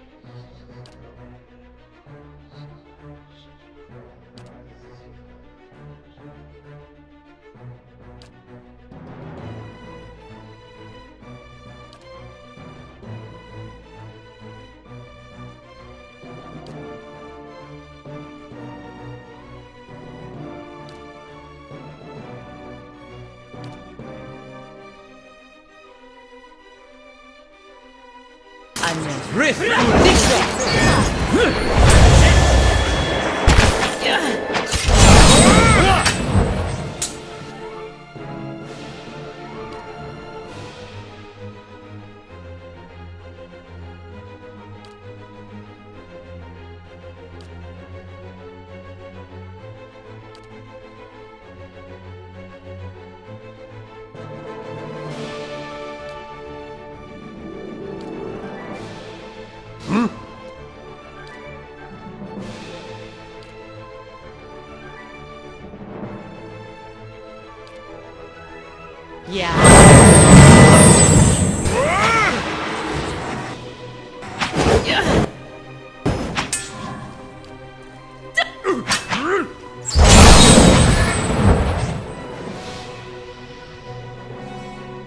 I'd be glad to. Eh?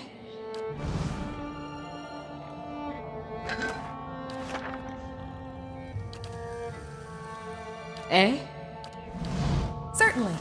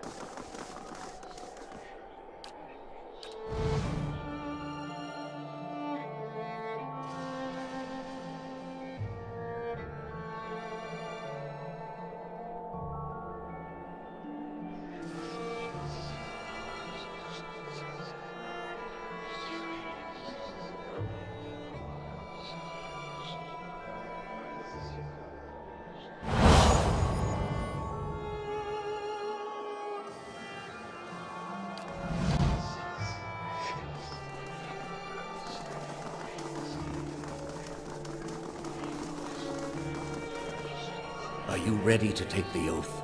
To spread the word of the gods to the lost and heathen?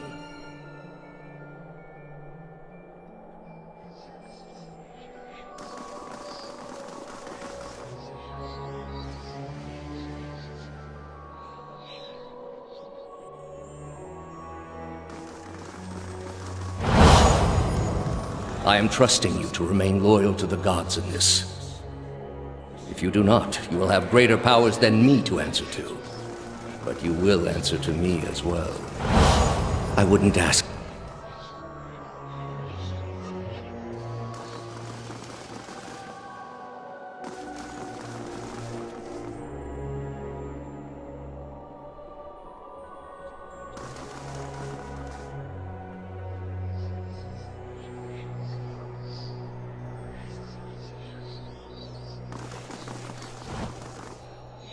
This is a missionary, same as I was, taught the wrong things as I was.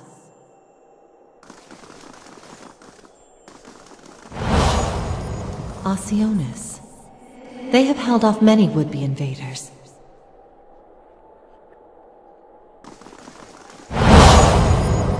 You are ready to give a confession? I'm ready to hear one from you.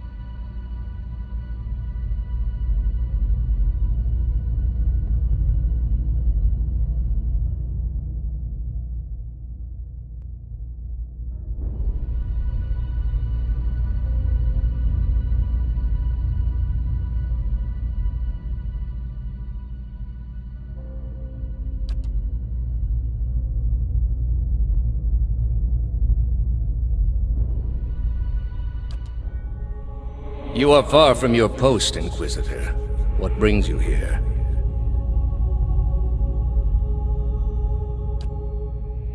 The Inquisition was based on the need to cut the flesh from a rotting wound. That woman sought only to destroy the foundations of peace and civility that my people sacrificed everything to build. They are monuments to Woodica's greatest servants among my people. I hope to join them myself one day, but my work is not yet complete. It has many uses, but its purpose is to bring structure to the chaos that surrounds it. We are in a sanctum holy to Woodica. There are others like it in service to the other gods. I come here often to pray for her counsel, and in this space I may be assured that she hears me.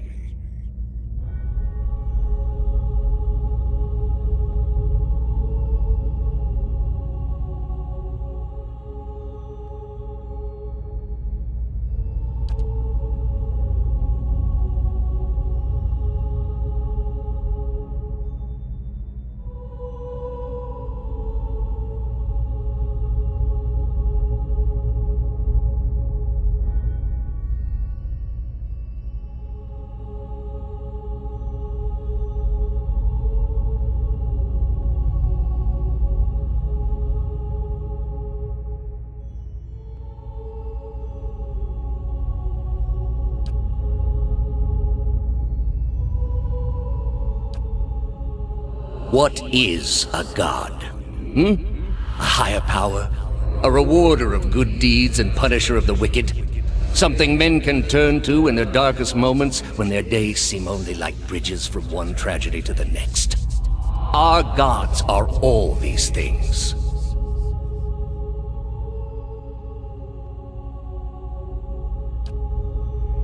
We are in a sacred place within earshot of the gods themselves.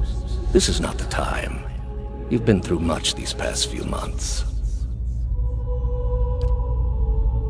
You will return home and you will rest. When you feel you have recovered, you may rejoin us at the trials. The Inquisition is far from over, and I will have need of you.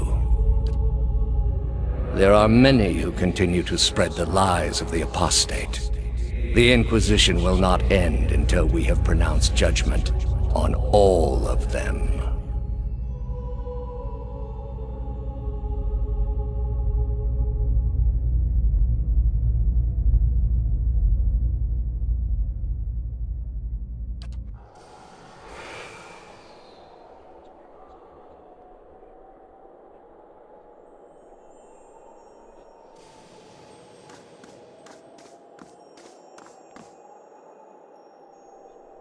How did you find it?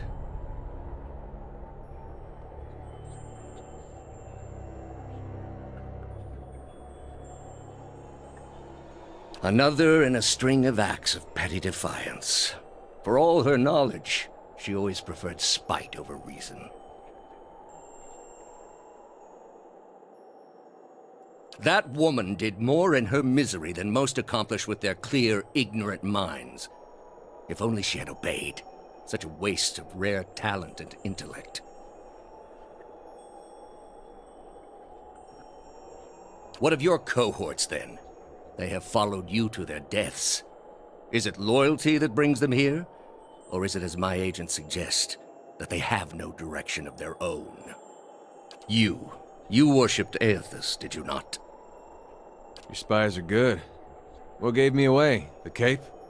Yet when your god needed you the most, you chose your country. We were being invaded, not by anyone who was acting like a god.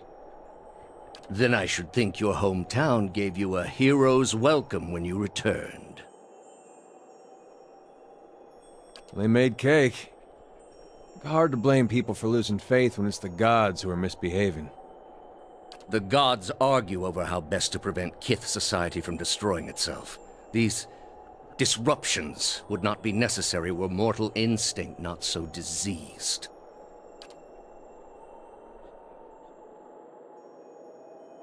You built a weapon that delivered exactly as promised. I served my goddess as you did yours. Yet the other builders were slain, 11 of a dozen. Why not you? Were you somehow different? Redeemable in your god's sight? Whatever desire I had to be redeemed in her eyes was weakness, purged by the Watcher's sight. Or was it merely that your goddess wanted you dead as well, and your delusions of importance prevented you from seeing the obvious? A whore's beguiling charms, nothing more. But the spell's broke now, Theos. The trial's over. I know friend from foe, and I've come here now to see a foe repaid. You were able to destroy a god because another god wished it. Without her hand to guide you, you could not strike at a god any more than you could strike the sky. You are impotent, and not just from the pox. I understand your Duke's bells gave you a mission. Their orders do not absolve me of my greater responsibility to the safety and well-being of the Republics.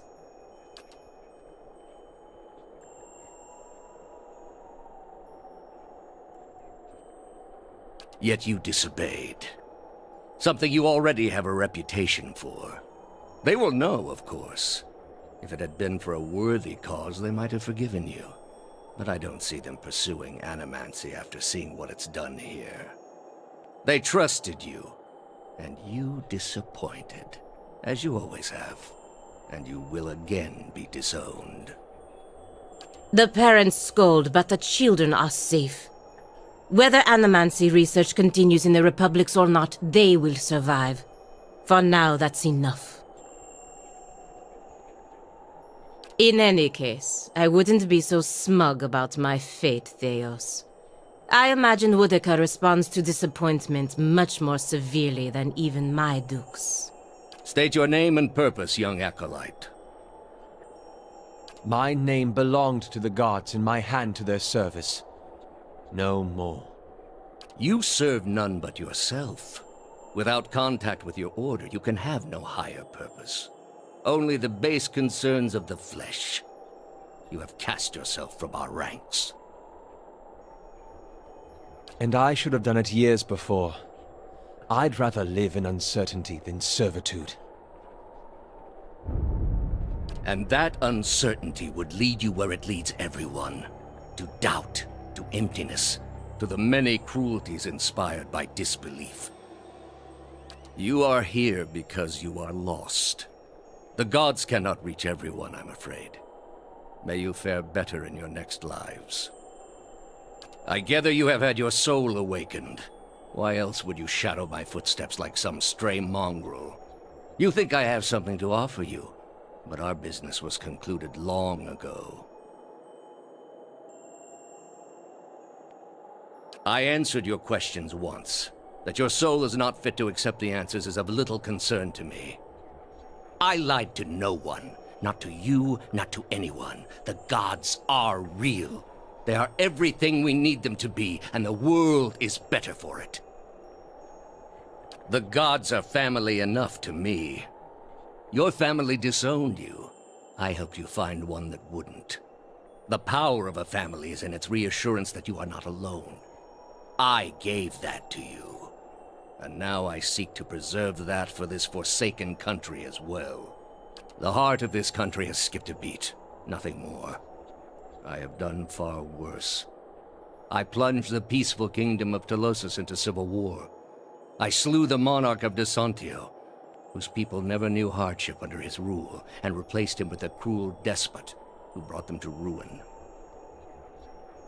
When plague arrived at the great city of Arborensis, I saw to it that the cure did not. They piled their dead outside the city in heaps that rose above their walls. That's where you are mistaken. There was a time, back when your soul was still a shapeless mist, when the world believed only in false gods. Thousands of them. Gods that told them to take slaves. Gods that told them to make war upon their neighbors and devour the slain. Gods that told them to burn their children alive and cover themselves in the ashes as a sign of their faith. But all that changed when they learned of the true gods. Our gods. All those misshapen, bestial instincts melted beneath the radiance of our god's majesty. You could see it in their eyes. That dull emptiness replaced with the glimmer of a kindled spark. And replaced it with one far worse. Have you imagined this existence? The one the apostate would have created. We are not all so virtuous as she. Without our gods, the most wicked, the most tyrannical, they would take that power for themselves. But more than that, it would be a hollow existence. All mysteries forever unanswered. All purposes constructed from meaninglessness. No endings to bring closure. Only a wheel, turning without mercy, grinding our spirits to dust. For all my years, I have seen exactly what they are capable of. What the apostate asked was beyond any man. All I have seen, the millennia of experience. I will not be dissuaded from this course. This is the only way. We are all controlled by our own doubts. Better that we should be relieved of them. With your soul and thousands of others, I will see this world purged of its suffering. Hear me, Woodica. Your servant calls for aid.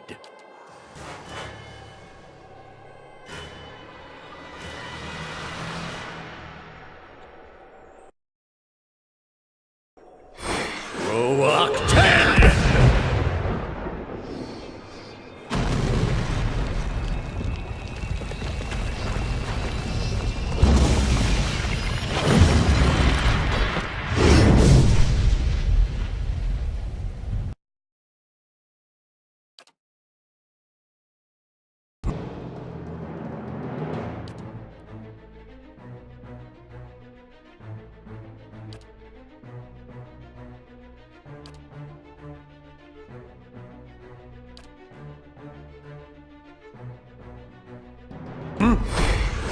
Let's go!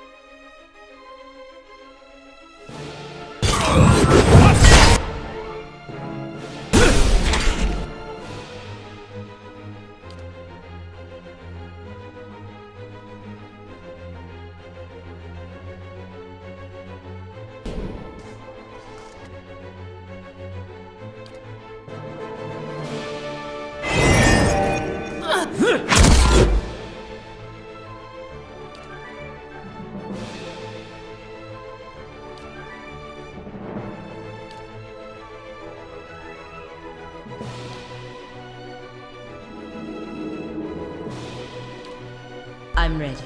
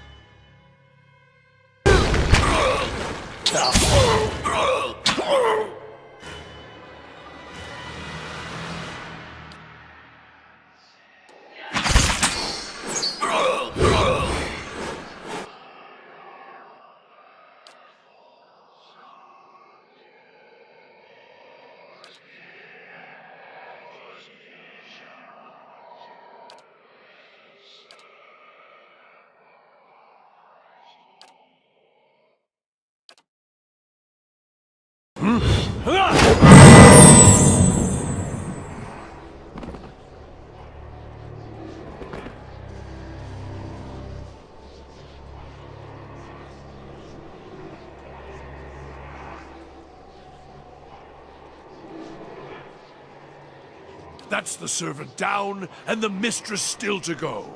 A good start, worthy of being built upon. In his own way, Theos must have truly believed he was caring for the people of Aora, protecting them from themselves. A shame his soul won't have a chance to reflect on his errors before it enters the wheel. Some point, you have to look at the things your god is telling you to do, and ask yourself if it's worth it. He spent his lives, more than any of us will ever know. For what? Binding the world to a lie. Could a man like that ever be redeemed?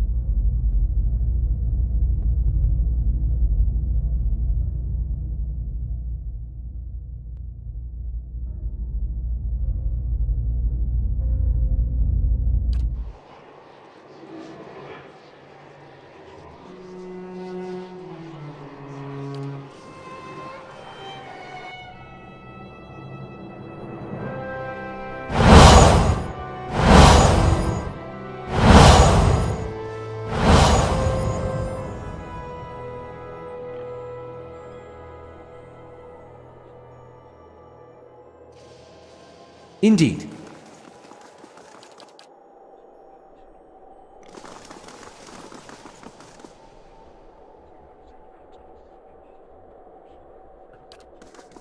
Ah, the end of the road greets us at last. You fared well, Watcher. Better than any Watcher has right to. Seems you were a field in need of a flame's cleansing. Would that my own trial had produced such an outcome. I had figured myself for the field all this time. But you were the field, and I the darkness. A lesson neither of Durance nor of Margarin. But with that trial's end, a new one begins. A god's trial. And I will stand in judgment without mercy.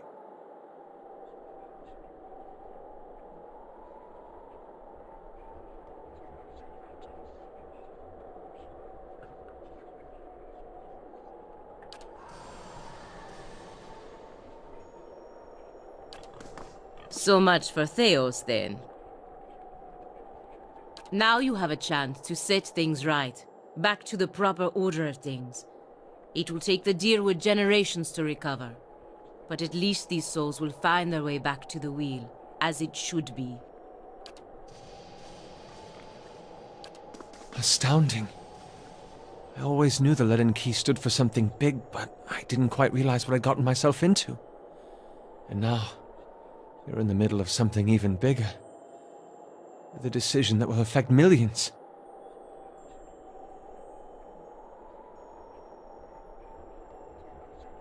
But even if you send the souls somewhere specific now, who knows what the next turn of the wheel will make of them? We can't really control what happens to them. Nor should we try. I had to see the monster Theos had become to realize that. It's your decision, of course. And whatever you decide, I'm glad our paths crossed in Gilded Vale. Theos, he had hold of your soul from a long time back, seems like. You get what you needed from him? Well, those can be hard to come by, but maybe that's best. Forces you to find your own footing. You'll be feeling better soon, then. Good. That's real good. You got it figured out what you're going to do about all that? Got a lot of people out there thinking they've been abandoned by their gods. There's not much that'll put the fear in you more than that. You can take my word for it. If it was in my power, and I know it's not, but if it was, I'd find a way to give them the courage to face it. Not because they think there's some god looking out for them, but because they've just got it in them. And after what you've been through, though, I'm sure you got your own ideas. Better make it good.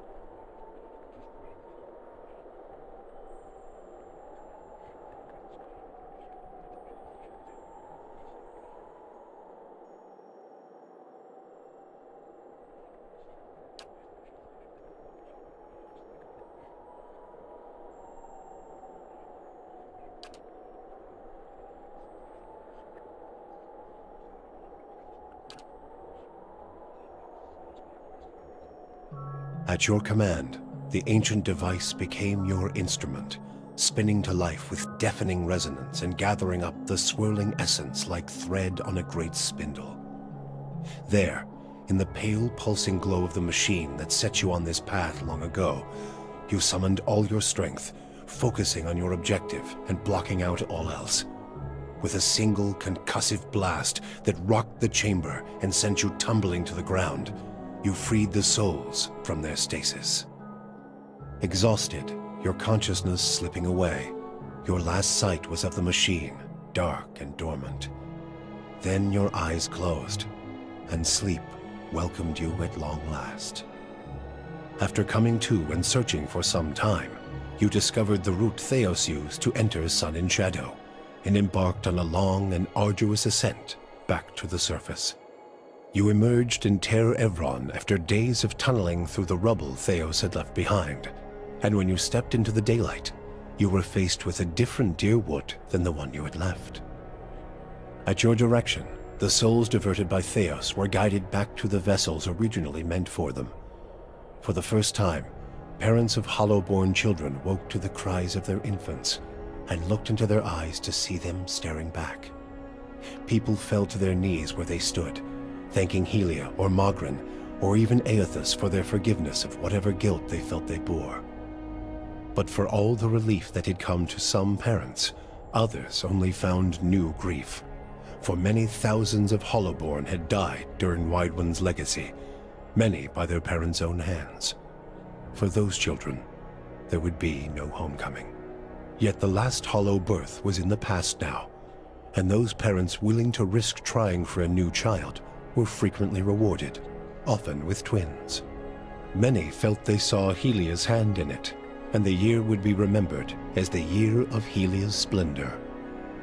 Lord Radric's zeal had brought him back to life once, but it would not do so again.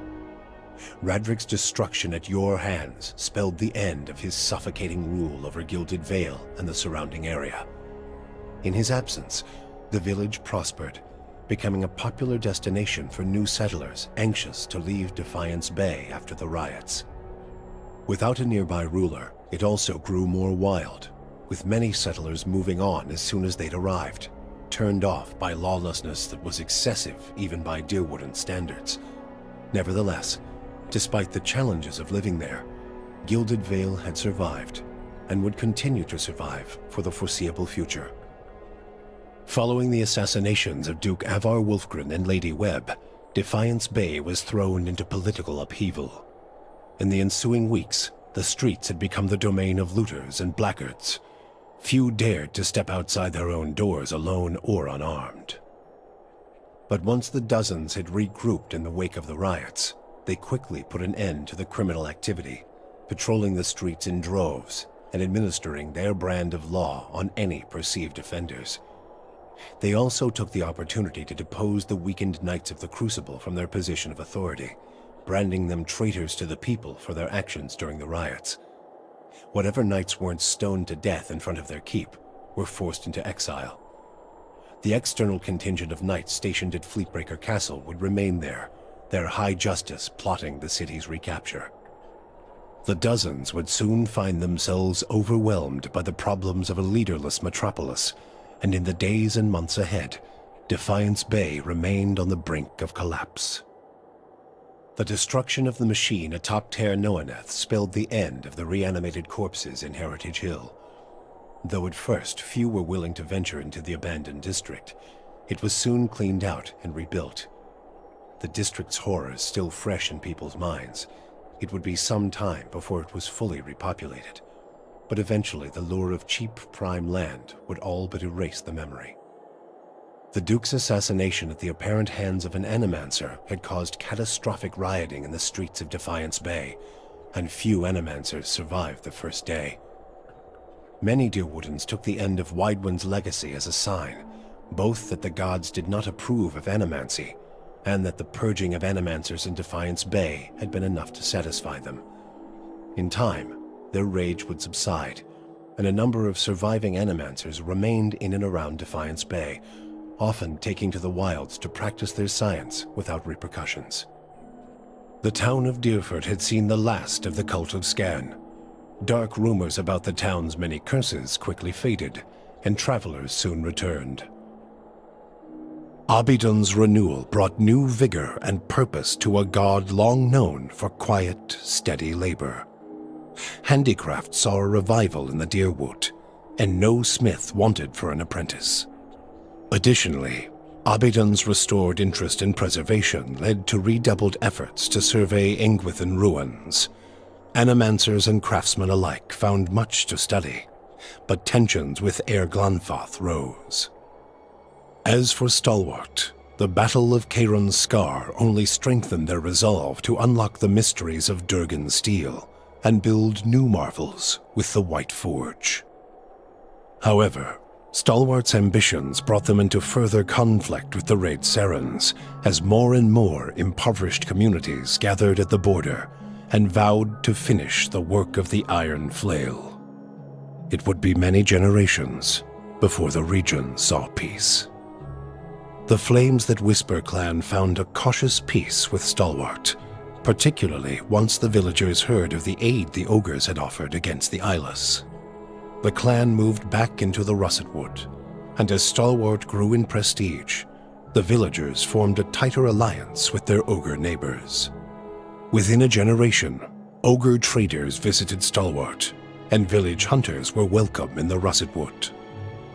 Maneha never found the Salt Well, but she found a kind of peace in her duties as a gift-bearer and in the ebb and flow of her journeys.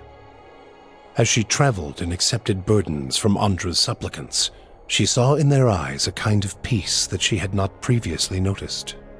It was faith, not that Andra had freed them of their pain, guilt, and regret, but that she would, a little more each year. With that realization, Maneha learned to accept that Andra's ways were as gradual as they were inexorable. The fortress of Cadnua emerged as a bastion of security in the midst of an untamed land, becoming the envy of every thane and earl in Deerwood. Legend grew over time of its impregnability, and stories of formidable invaders easily scattered by the keep's defenses became popular around the hearths of Deerwoodinians. Likewise, it also became a beacon to travelers, merchants, and visiting dignitaries alike. Reputed as the finest fortress in all Deerwood, people would journey from near and distant lands alike to experience its fabled hospitality and grandeur. After the death of the Master below, a strange quiet fell over the endless paths of Adnua. The attacks on the fortress above ceased, Adnua's silent titan the closest remaining thing to a master in its musty, forgotten passages. Palagina had gone against the Duke Spell's orders by inventing a new trade arrangement with the Anamenfath to accommodate the recovering Deerwooden market. With the Deerwood's people still weakened by Weidman's legacy, the Valian republics easily pushed their would-be competitors out of the market. For her outrageous insubordination and audacity, Palagina was banished from the republics. She traveled north in the Eastern Reach, avoiding Valian ports and entering the ranks of the kind wayfarers. Despite her bravery and dedication to those in her care, her strange appearance made her feel like an outsider wherever she went. Adair chose not to return home to Gilded Vale. Still most comfortable far from cities, he settled in Deerford, which, like many towns in the Deerwood, was beginning the slow process of rebuilding. Believing now that it was the obligation of Kith to be the leaders their gods had not, Adair was soon named mayor of the town, and under his guidance, Deerford soon began to prosper. He expelled the last of the Scanites from the area and drew new settlers with the offer of land, a trick he had learned from someone he otherwise preferred to forget. With each passing day, Deerford would come to more closely resemble the Gilded Vale of Adair's childhood, the one worthy of its name. When the dust settled in Sun and Shadow, Aloth looked upon the remains of Theos Ixarchanon, his former master. He saw where the Grand Master had gone wrong and what would be required to undo the harm Theos had wrought. With a flick of his wrist, he burned Theos's robe, headdress, and every other symbol of the man's power. Never again, he vowed, should Kith live in fear and blind obedience to an authority they did not understand. Armed with the knowledge and courage he had gained on his journeys with the Watcher, he set out on the long and lonely task of dismantling the Leaden Key. With both their aims fulfilled, Kanarua bid the Watcher farewell and sailed back to his beloved Rawatai. There, he reported on his findings to the Lore College. Kana spoke of the Engwithan people, describing both their vile experiments and their inspiring accomplishments. He spoke too of the destruction of the tablet by the Leaden Key and the group's efforts to erase the Engwithan legacy from the world. Both inspiration and cautionary tales, he said, could be found in the world beyond Rawatai's borders. Kana urged his people to continue to pursue knowledge abroad, so that the lessons found there might benefit Tekoa. Kana's inability to prove his theory of Engwithan influence diminished his academic standing, but his passion drew much interest from those less concerned with degrees. Kana swiftly became an influential figure in the move toward a more collaborative approach to expansion on the northern continent. In his personal life, he came to enjoy the reputation of an affable eccentric, willing to share grand and impossible secrets, along with a drink and a song. With Theos defeated and the souls released from Sun in Shadow, healthy children were born once again in the Deerwood. Pleasant and peaceful memories rose to fill the cracks in the grieving mother's mind. She returned to the birthing bell, unaware that the village nearby had become an empty desolation in her absence. Thus she began her tireless vigil atop the Adra, awaiting mothers and children who never came. Durance used Magrin's strength only until Theos had been cast from the world, and then swore off her influence entirely. Regret came to weigh heavily on his mind, and a man who had never previously lacked for words or opinions came to embrace silence and contemplation. He continued to wander, penniless and destitute, searching now not for the reason for his goddess's silence, but for a mechanism for revenge. The charred robes he continued to wear as a reminder that he had been burned by his goddess, and not just by the flames of the Godhammer. Sagani experienced the 4 months of her journey back to Masuk in vivid colors. She strove to memorize every moment of her final trip through the Deerwood, Glonfoth, the Valian Republics, and beyond, preparing to tell her village of what she had seen on her long journey. All of Masuk shared in her triumph, and she felt her pride and elation magnified by the joy of her village. Never again did she doubt the value of her sacrifices. After decades as a long hunter, Sagani finally became one of Masuk's most respected elders. She guided her community with wise counsel, and a generation after she finally passed, another huntress journeyed into the world to find her soul. For you, the death of Theos brought an end to your waking visions, and a silence to the whispers of the past. In their absence, you were able to sleep. The questions of a distant lifetime ceased to trouble your soul. All that remained was what to make of the answer. But at the moment, there was little to be done, and the matter would have to wait. A long journey loomed ahead.